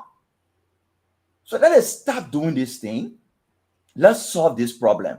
Everybody on the panel talking, let's review the law, let's fix it. But the contentious issue is we have not even decided whether there is a law or not a law. So the first issue is, which I have been championing, let's have the discourse on, do we have a concession that gave vehicle registration and driver license to the traffic management agency? What are the pieces of evidence to justify? Do we not have one? What are the pieces of evidence? When we establish that we have a concession, then we go into whether the concession is good or not. If we establish that there is no concession, or these guys can enforce the president's signature, then we call for them to be deported, for them to be arrested. So let's establish first whether we have a concession that gave them that right or not. And let's provide the evidence. Based on all that I have seen, I am convinced that the concession was passed. They were given the right to do vehicle registration and driver license. Even the fake concession CDC is passing around with, only one section they change. All the other provisions, driver license, vehicle registration, spread all across the document. So let's establish that fact, then we'll move to the next step. Until we establish that fact, we'll keep making noise around. Okay. Thank you, Mommy. It was a wonderful show. We'll come back tomorrow, and Darius Do can tell us what he has to say, but not today, okay? Yeah, thank you so much. I appreciate all You of you leaving guys. that? Oh, Who? No, that the problem said something. oh, Why okay. you are sleeping? Oh, Hey, he said something that the problem. Yeah, I leaving you out. You the Yeah. moderator. yeah, she don't want the moderator. Oh, You the host. pass Don't away. worry. May I follow rules. No, thank you. That I apologize. My friend, Oversight. you say you will No, come back that to me. oversight. It's an oversight. Sorry, that Darius has been disturbing you. He been telling You put that bubble in the back. You put that bubble in the back. Sorry,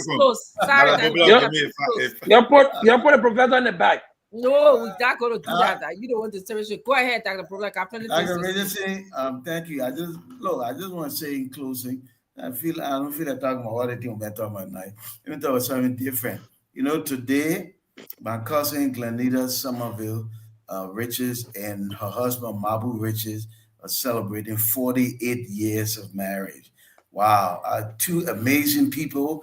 Shout out to them. Congratulations, Kozo. You're doing well. Keep doing what you do. You know my godparents? You see, there you go. Today is a big day for them. We're very proud of them. Big family people, and they're just amazing couple. So we thank God for them and their relationship. Look, here's what I want to say in closing. Just a few things quickly. First, I agree with Fubi. Look, we're not Liberians. We're not racist. We're not racist people at all. But in our Constitution, it says this place only for Negro people. It's time to look at that. That is racist, and honestly, it has done Liberia no good. That particular clause, the people who has power in the country, real power is economic power. You can put your black written in capital all you want. If the non-black people can have access to anything, anytime, we're kidding ourselves. The war came and we fled. And other countries opened their doors to us, dark-skinned people, give us citizenship, give us rights, give us entitlement, give us privileges, and we were able to make progress. There has to be reciprocity. It does Liberia no good to say there's a land for Negro people or Negro descent. I'm sorry, that's old. Listen, that was put there by the founders, and understandably, these were people who fled slavery. They did not want to come all the way here and be enslaved again. But we passed that. So we're not racist, but that clause there is, and we ought to change it. And I would just say in closing, we'll follow the rule of law. It's important. But the nobler cause is to fight for the people and the interests of the people. And I hope that those who are given the sacred trust will continue to fight for Liberian people. Let us not be a country of symbolism where we just talk stuff. Let us be a country of pragmatism where we do things to improve the lives of people. We should and we can. Thank you, Doc, for hosting, and thank you to all those who listened, participated. God bless you from Magibi. Good night. Thank you so much. All right, everybody. See you later. See you tomorrow. Thank you. I'll leave you with Proverbs 22:28. Do not test the Asian landmark of the forefathers. Bye-bye. Prayer and fasting. Prayer fasting. Yeah, so you can see, we'll see later. Jared, I pick you. We'll see later tomorrow. All right. Yeah, bye-bye. Okay. Bye, everybody. Okay, folks, so that's it. Join the team tomorrow for another edition of the show. I'm Yekezi Zobel. I've been sitting in as your producer. Bye-bye.